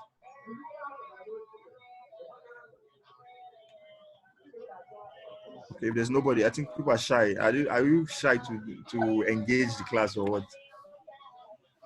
Okay, let me try. It says evaluate Zenox projected performance between 2003 to 2006. We're looking Okay. for ways to improve performance. Management wants us to know what the projections will look like if it can accommodate the following: lower the ratio cost of sales to 50%, and slow the growth rate of both gross PP and other non-current assets to 8% per year. I'm not sure, but I think we do a scenario indicating these changes. That's my own take. Okay. So it indicates changes. So there will be changes in cost of sales, Yeah. and there will be changes in PP and non-current assets. Do you agree? Yes, yes. Okay. So these are our old indicators. These are our indicators based on the normal projections, right? This is what we have based on normal projections. This Zenox 4. So Yes. I want to move and copy this sheet. I'll move it to the end.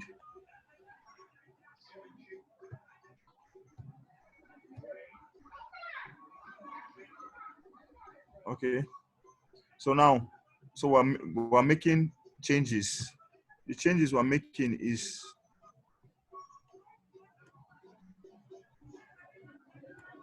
we're making changes. We're turning this one to 50%, and we're changing this one to 8%. So this place was supposed to be 52%, but I've changed it already to 50%.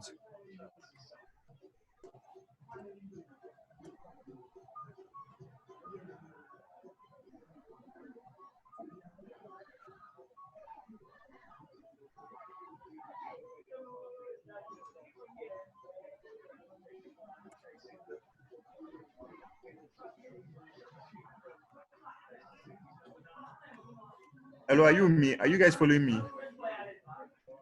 Yes, yes, Hello? I'm with you. Okay. Yes, yes. So the question says, change in looking for ways to improve performance. Management wants to know what projections will look like if it can accommodate lower the ratio of cost to sales to 50%. So we're changing this one to 50%. So the figures have changed on our forecast sheet. Figures have changed. Then slow the growth rate of PPE and other non-current assets to 8%. So we're slowing the growth rate for, but we didn't treat this one, so I'm going to leave it at white. I was running some other scenarios too. So we say we should slow down the growth rate for PPE. PPE should not grow by, where's PPE? Where is PPE at? So same PPE should, please can you mute Yeah, our mics? down under, of course, under non-current assets, PPE. Yeah, Yeah, it's yeah, it's 8% instead of 11% it was previously. So now 8% now we have PPE. So I highlighted the cells that I treated. Please can we mute our mics? Hello? yes, we can hear you. Whose mics are on? Okay. Can you hear me now? Yes. Okay, fine. So we'll change this PPE to 8%. And then what other things the question say? Sorry, because of that, this so we also change non-current asset to 8%. So where's non-current assets? So this is non-current asset. Other non-current assets should be, the projection should be changed to 8%. And now we have changes now in our old and new projections. Okay, so now we're going to try to advise management on the changes and how profitable the company will be, taking into consideration these changes that are being made in cost of sales. In these projected changes, sorry, they are not changes, they are projected changes that are being made in cost of sales and PPE and non-current assets. So to do this now, we have to do a comparison between old figures and new figures. So we're comparing between old and new figures. So let's go. So we have to go back here and copy this place.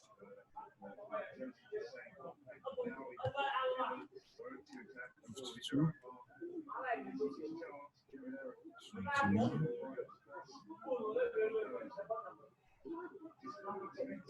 11,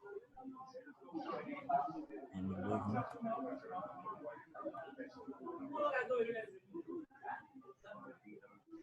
So copy this part of it.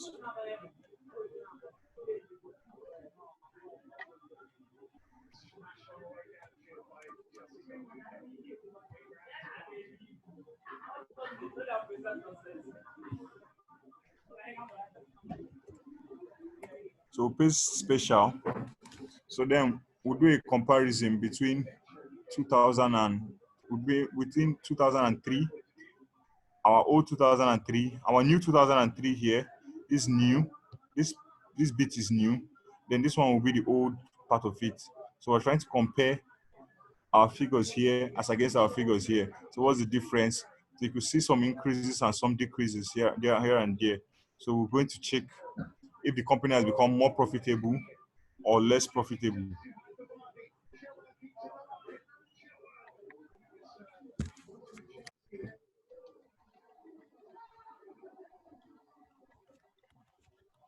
Okay, so let's do a quick scenario. So here is will now be equal to 2003 minus 2003. So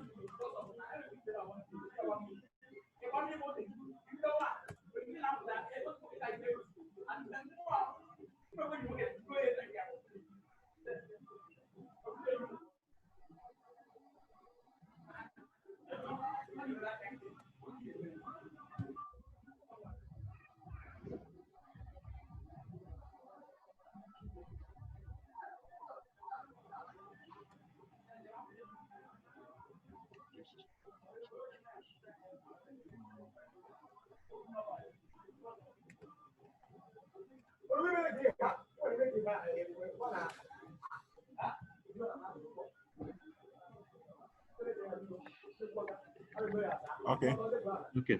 So these are our differences.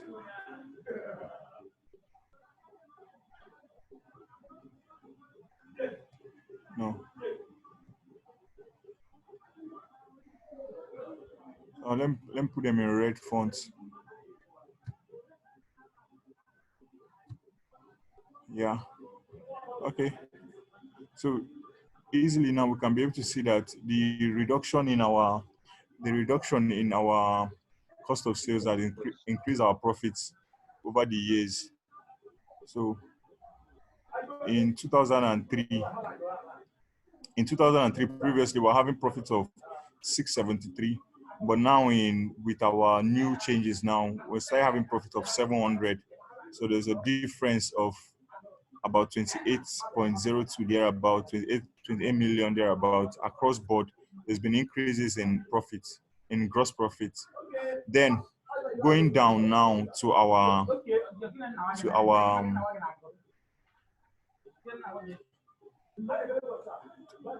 this thing, our current ratio. Since we changed the fact that we changed our so sorry, please, quick one. If we change like the cost of sales, what ratios will they affect? Hello, anyone? Yeah. Okay. Hello. Yes, of course, Hello? our profitability ratio. So if we change our cost of sales, what will it affect? What ratios would you think that it will affect? Gross profit ratio, net profit ratio, profitability ratio in general. Yeah, profitability ratios in general, right? Yes. Okay. What if we change our PPE? We change our PPE, what will it affect? Um, that it will affect asset ratios. All these let me check. It will affect our asset ratios, return on assets. It will affect profitability about if we had return on assets as a ratio.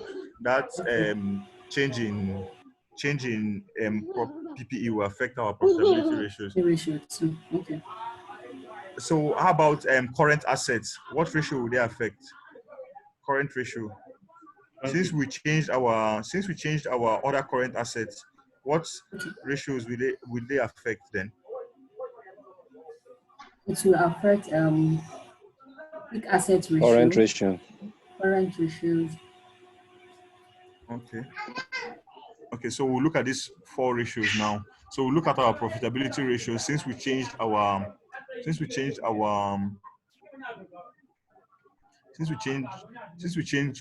gross our cost of sales. So let's look at our profitability ratios, and then we'll look at our this thing, solvency ratios and other ratios, and see what the changes have been so far. I think that would be easy, and it will just narrow the points to what we're talking about and how changes can affect the ratios. So quick one. Or how about if we affect our profitability, would it affect all this EPS and other dividend payout and dividend per share, since the net profit will now be lesser? Yes, it will affect them too. Okay, great one. Okay, so let's look at our ratios here in 4. We'll compare them as against those we have in 5. So projected was the only ones that were being touched.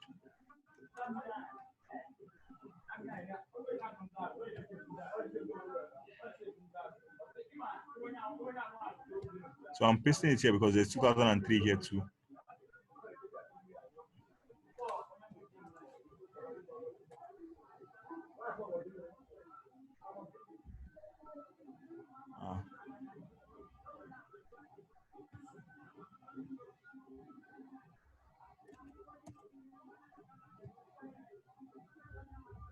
Okay.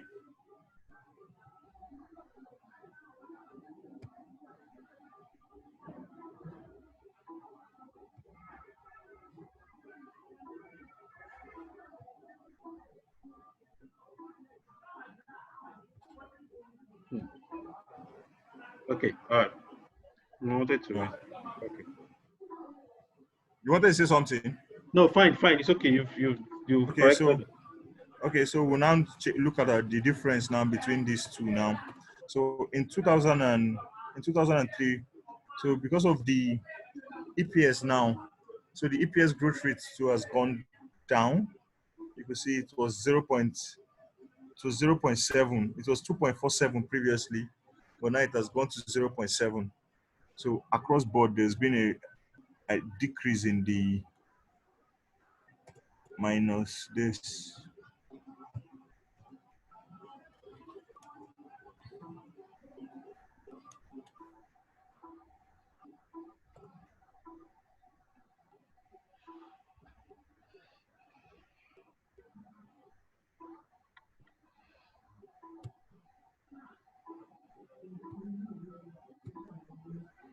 Okay. So you can see now there's a decrease in the growth rate for Earnings EPS. per share. Okay. Earnings per share. There's a decrease in earnings per share growth rate. There's also a decrease in. There's also been a decline in the dividend growth rate and sales growth rate. So why is there a decline in all this now? Any takers? Hello. Yes, yes. You said So a decrease in earnings per share growth rate, dividend growth rate, sales growth rate, and across board all the growth rates they've been decreased just because of those two ratios that we those changed up changes. there. So why is there a difference?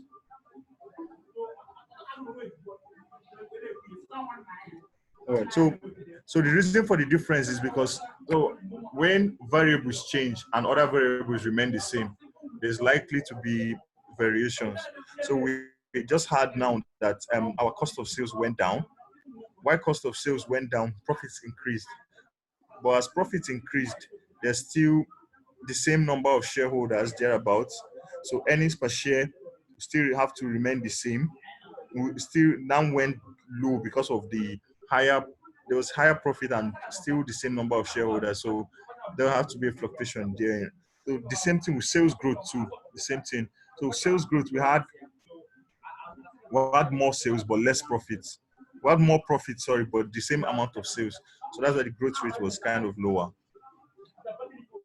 So moving now up onto the liquidity ratio. Since we said that liquidity ratios change because of the other current assets there was a fluctuation in other current assets as we reduced it by 8%. So liquidity ratios too, there will be a ripple effect on liquidity ratios. So looking at liquidity ratios, let's check the liquidity ratios we had previously here.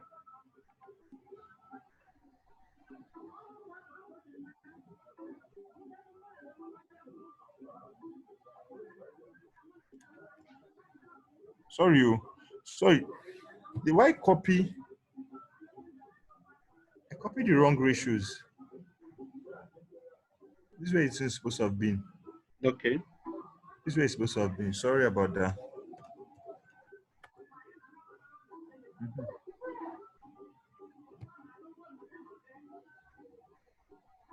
Okay, that's for the valuation ratios.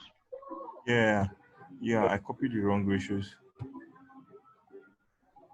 So the growth rate is now different.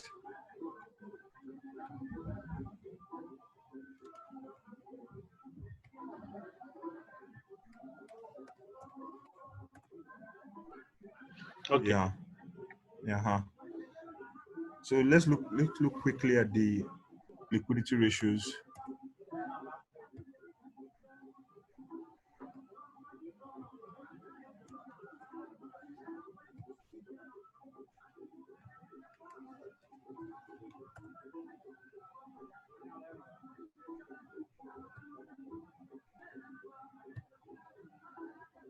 Okay.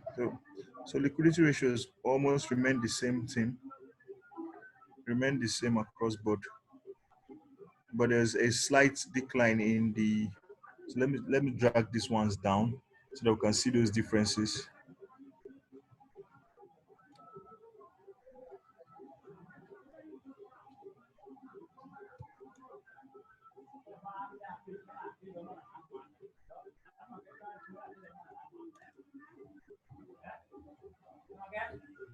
This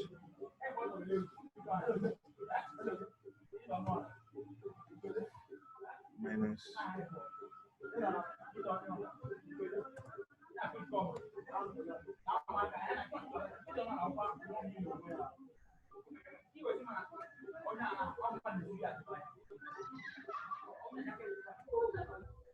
So the current liquidity ratios did not, there was no virtually little or no significant or very significant, very little differences between what was previously and what it is now.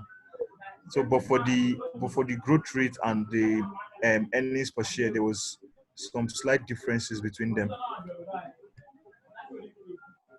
So in this kind of scenario now, I think what my advice management is like, it's almost the same thing. So they can still go ahead and make those changes if they feel like. But let's see these ones first. When we see the numbers, we can be able to decide.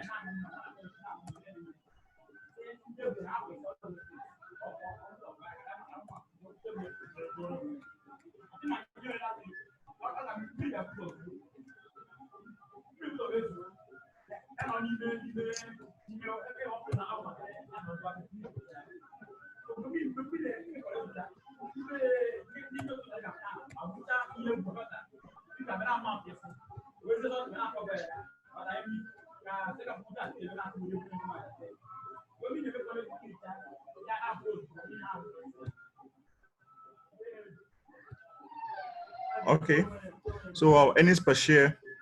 So you can see that there's a difference. There's a decline in earnings per share, decline in earnings per share across all 4 years into the future. There's also a decline in dividend per share. There's also a decline in profit price earnings ratio. There's also a decline. Okay, there's an increase in the price to book ratio, and there is also no difference in the dividend payout ratio. So in this scenario now, so what we're going to advise the management to do now, when we're having all these negative figures, considering that we just made these two changes. So management was considering to improve performance by making those changes that they made.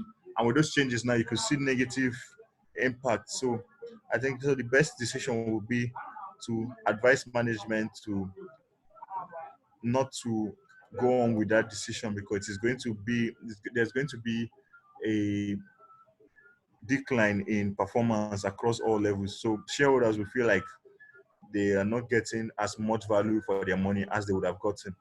Or does anyone have a contrary opinion based on what we've done so far? So the numbers now are speaking for themselves. Hello, Joke, are you there? So I'm here. So that's that on that scenario. So Mr. Nelson, you can please continue with the rest of the class. Yeah, it's fine. It's fine. Thanks for that. Thanks for that. So I will just add to that. So basically, when we are making scenarios, the first thing is we need to know the impact of whatever figures we are changing on our financials. So if you are changing your turnover, if you are changing your cost of sales forecasting factor, you are changing any of the forecasting factors, you need to know the impact of what is going to have. Like, you need to have an insight of the impact of whatever figures you are changing on your financial indicators or your financial ratios. All right. So I don't know if I can quickly share my screen now, but I was trying to work on my last part before I actually asked Michael to take you on the financial ratios, and that was on the aspect of retained earnings. So for that aspect, okay, actually, if you check, if you have the file with you, you can just go. So let me stop sharing my screen so you can share yours. All right, all right. Mr. Wilson, please, I want to ask a question concerning model specifications. I'm not really clear on that one. Model specifications. Model specification. Okay. How do I design it? How do I go about it? Okay. I'm coming. I'll answer that. Hold on, please. Okay. Let me go back and share my file.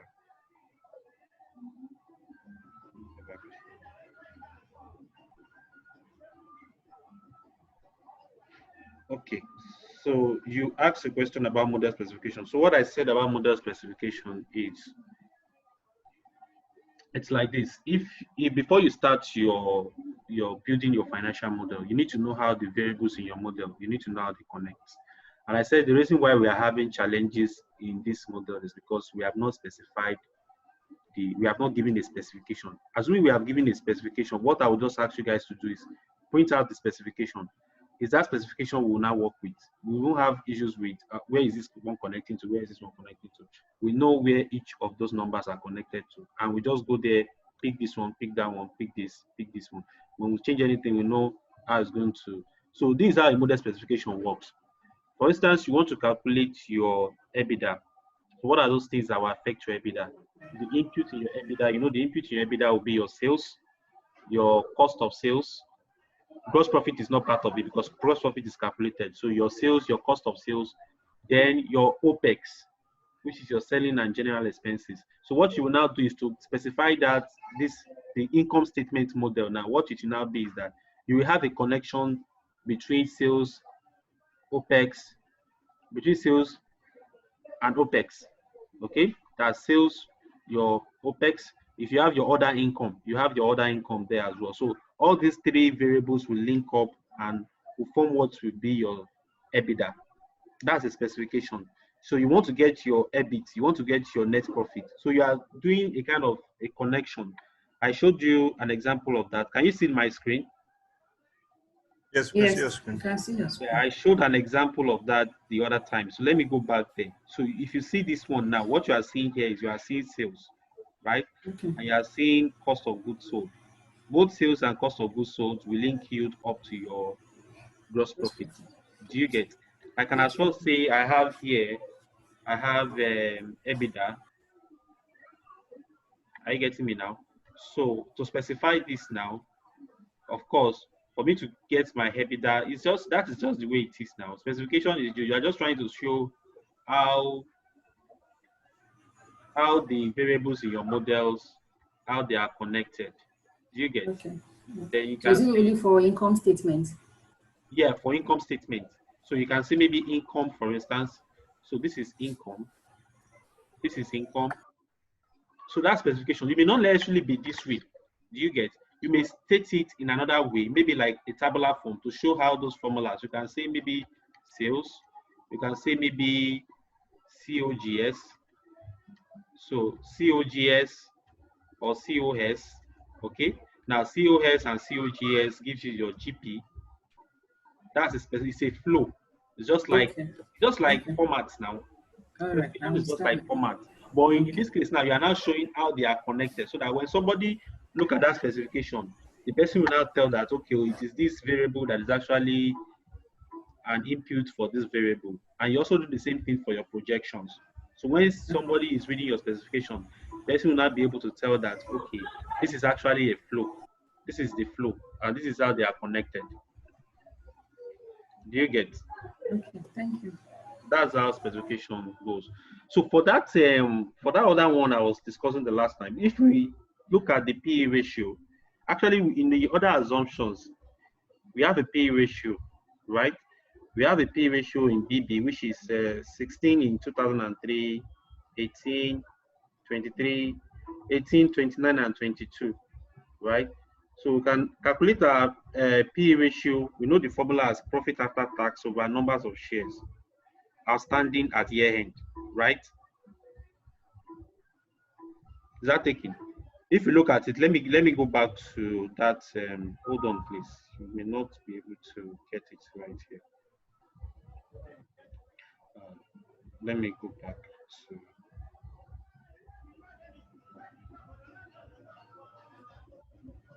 So, sorry. I think we have all our. Okay, we have all the indicators here. So we have the PE ratio. The PE ratio. The PE ratio was given in the question. P ratio will decline into in 2016. So this one is actually not exactly the same thing because we are having our assumptions given already based on the question. So P ratio declined to 16 in 2003, then improved to 18, 29, and 22 in the following years. So we can just calculate our profit after tax by multiplying the P ratio by the numbers of shares outstanding. So if we have that, hold on, please.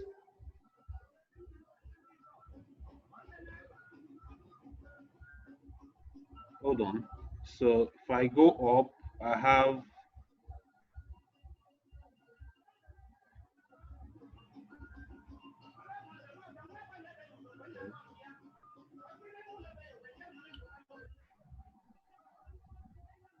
okay.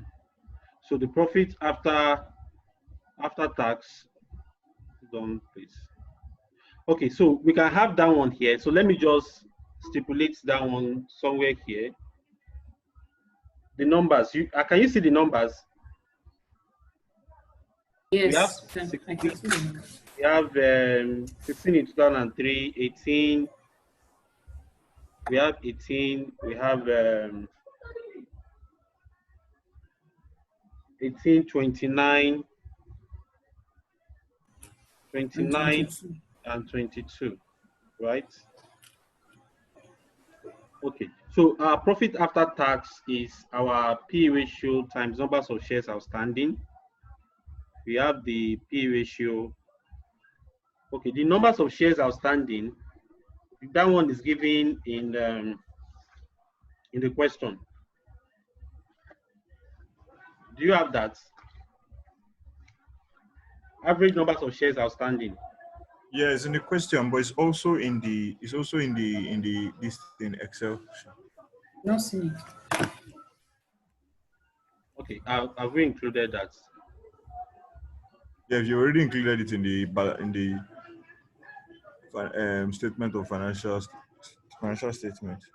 Statement of financial position. Okay, your income statement. I don't think it's here because I Is can't there? find it here. Is there in that indicators? Check down, go down, go down. After the yeah, lose it here. This is it here. Okay, Yes. okay. Sorry. All right, so we can multiply this, right?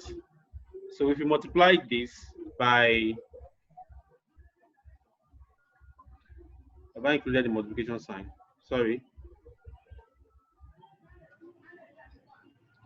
All right, so sorry, this is quite taking a lot of our time today. I'm just a bit.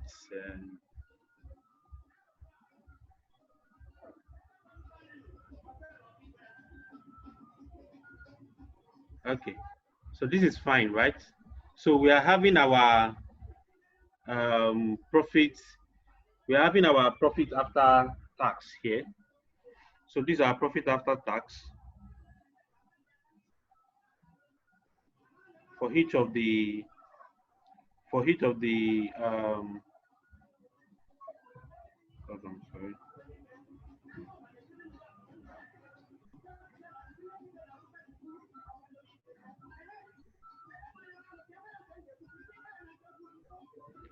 All right, sorry. Hold on, please. Let me just see how this connects.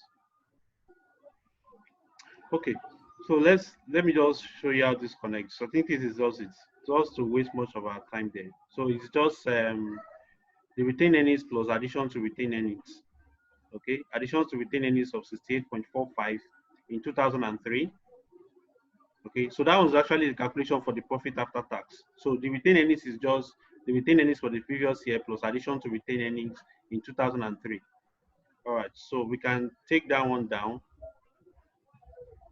I think I have the formula here already. So that is 917.04. Okay.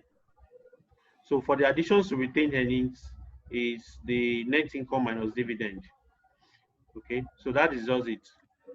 Net income minus dividend. That is the net income minus dividend paid. So we have the value for dividend already. We have the value for dividend already. I think we are given the forecasting factor for that. Do we have that forecasting factor? I'll send you this file, so you just practice with it as well. We have that forecasting factor for dividend at 40%. Are we giving that? Can we check? Yes, it's the dividend. Is it dividend payout ratio? is 40%. Dividend payout ratio, yes, sorry, dividend payout ratio of 40%. So we have that already. So it's the dividend payout ratio that is applied on the net income. Okay, so whatever we have, when we have your dividend payout ratio, the dividend payout ratio as we defined earlier is that's dividend per share over earnings per share, right? So if we take 40% of the net income, we have the dividend that is paid. So whatever is left, which is the remaining 60%, is your retained earnings. Do you get now? So that is how it is derived. I'm sorry I have to let that waste your time. All right. So that is how it is derived, please. So I'm sorry for that. I have to waste your time, and I appreciate your patience. All right. So that is it. So this is the formula. Here is we applied the 40% on the net income to get our dividends, because the dividend payout ratio will tell you the ratio of earnings over dividend that is being paid. Like when you have your dividend payout ratio of 40%, it means your retained earnings is 60%. If your dividend payout ratio is 30%, it means what you have as a retained earnings will be 70%. So if you apply the dividend payout ratio on the net income, okay, we get the dividend that is being paid. Then if we take out the net income from the dividend, we have our retained earnings. All right. So for the balance sheet figure now, the balance sheet figure, so what we are going to have in the balance sheet figure is the retained earnings will be the prior year retained earnings, which is the immediate accounting year end, plus the additions to the retained earnings, which is this 68.44. All right. So that's what we have. Is that understood now? Is it clear to everyone? Yes, sir. Yeah. Yes. So my apologies for wasting your time on that. All right. So my apologies for wasting your time on that. So what we've been able to look at today is we've been able to look at how to apply assumptions, and on the basis of that assumptions, we are able to. I'm going to send you this. So you can just practice on your own. And what you can also do is do some what's it called? Do some scenario analysis on your own. All right. So what we are going to look at in the next class is, if you observe this now, if you observe the balance sheet, I was trying to tell you something last time. If you observe the balance sheet, you will see that everything we have here is true, right? Meaning that this is balanced. That's why it is true. But if you observe what we have here, it is not balanced. And that's why we have it as false. So what we'll take a look at in the next class is, how do we balance up this figure? All right. So if you remember, I will just give you an hint about how we're going to do that. If you remember in the last class, we did mention of the fact that when you are making forecast, all right. Can someone hear me? I can hear you. I can hear you. Yeah, we did mention of the fact. Yeah, go ahead. Yeah, we did mention of the fact that when we are making a forecast, there is every chances that our balance sheet will not balance. It's obvious, because it's not the double entry system is not really complied with here. We are just assuming. We are assuming numbers, and we are dragging down. We are applying formulas. So our balance sheet will not balance. Even if it's going to balance, it's only going to be by chance. Do you get? So what we are going to do is we are going to balance up the balance sheet ourselves. And how do we balance up the balance sheet? We are going to introduce a figure, and that is what question 7. If you check question 7, go to question 7. So question 7 says we are going to introduce a plug. Plug is PLUG. And what do we mean by plug? We are bringing in a figure. We are introducing a figure into the balance sheet to balance it up. You get now? We are introducing a figure into the balance sheet to balance it up. And how do we do that? We do that based on, we try to look at one of the lines in the balance sheet that management have control over. Can someone understand what I mean by what management? Does anybody understand what I mean by management have control over? And what I mean is that. Yeah. You said? Does anyone? Yes, we do. We do. I understand what you mean. Okay, fine. So what I mean is management should have discretionary control over that numbers. And basically, we may want to talk about the funding for the business. Do you get funding for the business in terms of short-term debt or long-term debt. But management may not have control over payables. Do you understand? Because payables is based on uh, what you have actually purchased from a supplier and you're expecting to pay. It's an obligation you're expected to fulfill. You're expected to fulfill based on what you have actually purchased in time past. Do you get? So it's not in your control to determine what you are going to pay to your suppliers or not. If you are owing a supplier X naira, for instance, you can't say you pay Y. It has to be that X. But you can determine what you are going to borrow as a loan. Do you get?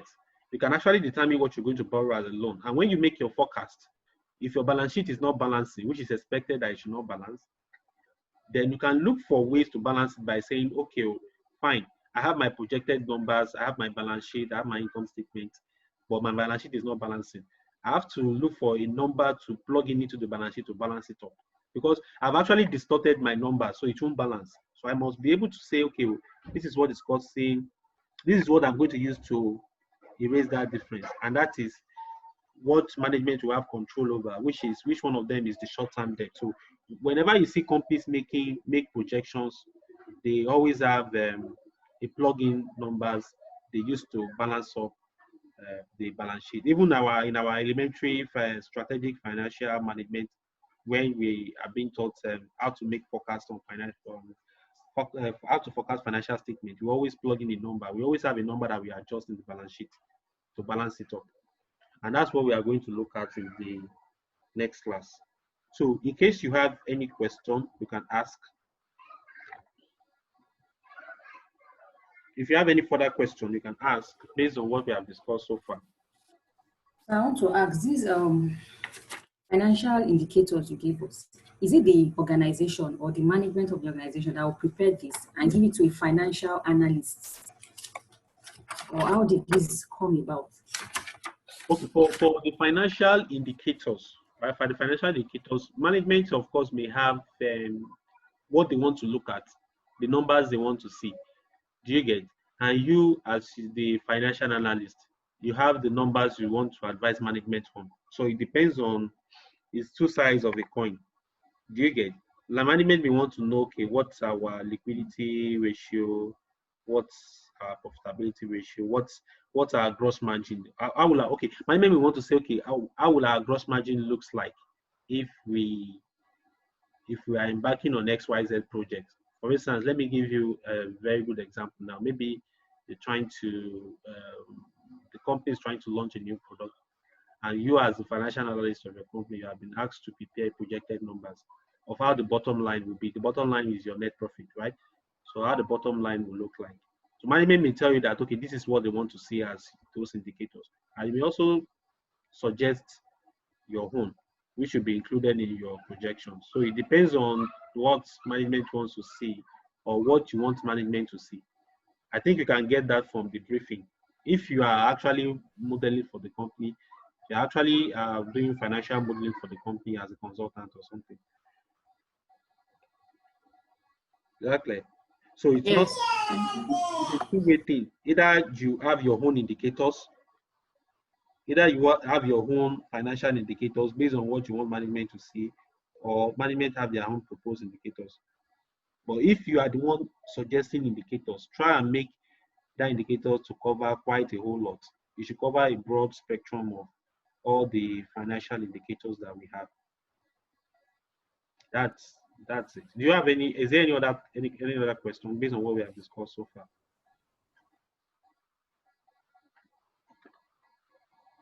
Is there any other question based on what we have discussed? So please take note of this and try as much as possible. What our advice is, try as much as possible to practice with this. Practice as many times as you can. What you can do is, on your own, you can change any of this scenario. You can decide to change this one to 8. Okay, decide to change it to 8. All right, see how the numbers are changing, see how the ratios are changing. And whenever you want to make any comparison in ratios, okay, before you can do your scenario analysis, make sure you retain your original model. Retain your original model then change your forecasting factor in a new sheet, in a new model that you have pasted it. Do you get? That's where you change your forecasting factor. So when you change your forecasting factor, then you now compare what you have here with what you have in the new one, take the difference, just as the way the last instructor explained. So that's how you actually do your comparison and commentary. So those are the basis of your commentary, or what will form your management of your business level business commentaries. All right. So if there's no other question, I think we can end Sorry, it. sir, a quick one. I want to Alright, quickly okay. ask this one. The ratios, is there any control in place? Like if there's an error, how will I know? Is there In the, any control I can use to check it? in the ratio, okay. Basically for the ratio, the control, let me see. I think the control should just be the formula you are having. Just try and do your formula auditing if your formulas are correct and if you have actually picked the right numbers. So that is what you can use as a control there. You have your formula, just check. I think you can just check one by one. If you check the first, you don't have to check everything across board. Okay. So for instance, I want to check my EPS. I've clicked on EPS. So let me see what my EPS is picking. My EPS is picking profit after tax, which is the net income, divided by average numbers of shares outstanding in millions, which is correct. Since that is correct, I can press enter. So once I press enter, I can now drag. That is the control. So this is correct. Thank you, sir. That's how you do everything. So just check the first one. If the first one is correct, take it down. That's how you do. That's how you do your testing. But for balance sheets, you know how you do your testing for balance sheets now. Yes, yes. This one is very straightforward. You can see that here is equals to, it returns true. Yeah, Or you can I just, understand if that. you don't want to do that one, you can just say this one is straightforward now. Minus, you can just go up and pick the total assets. That will give you zero. All right. So either you use true or you use zero method. So you can now take it across board. So you see what happens here. So everything here is zero, but this one is not balanced. That's why it's not zero. So that's how you test for balance sheet. But to test for indicators, check the first one. If it is correct, drag everything down. All right. So that's. Okay. Is there any other question? Thank you, sir. All right. So in the absence of no other question, we can end the class here. Please practice with what we have done so far. Most especially, look at how you can apply forecasting factors to get your projected numbers. Also take a look at how we arrive at that retained earnings.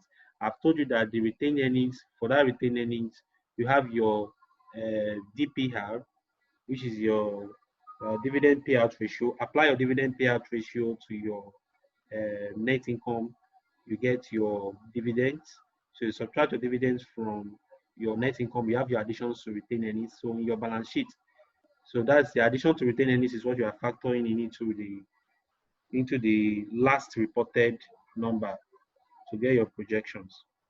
So thank you very much for your time, and we are sorry if there's any inconvenience for today's lecture. All right, so Michael, you can end the class.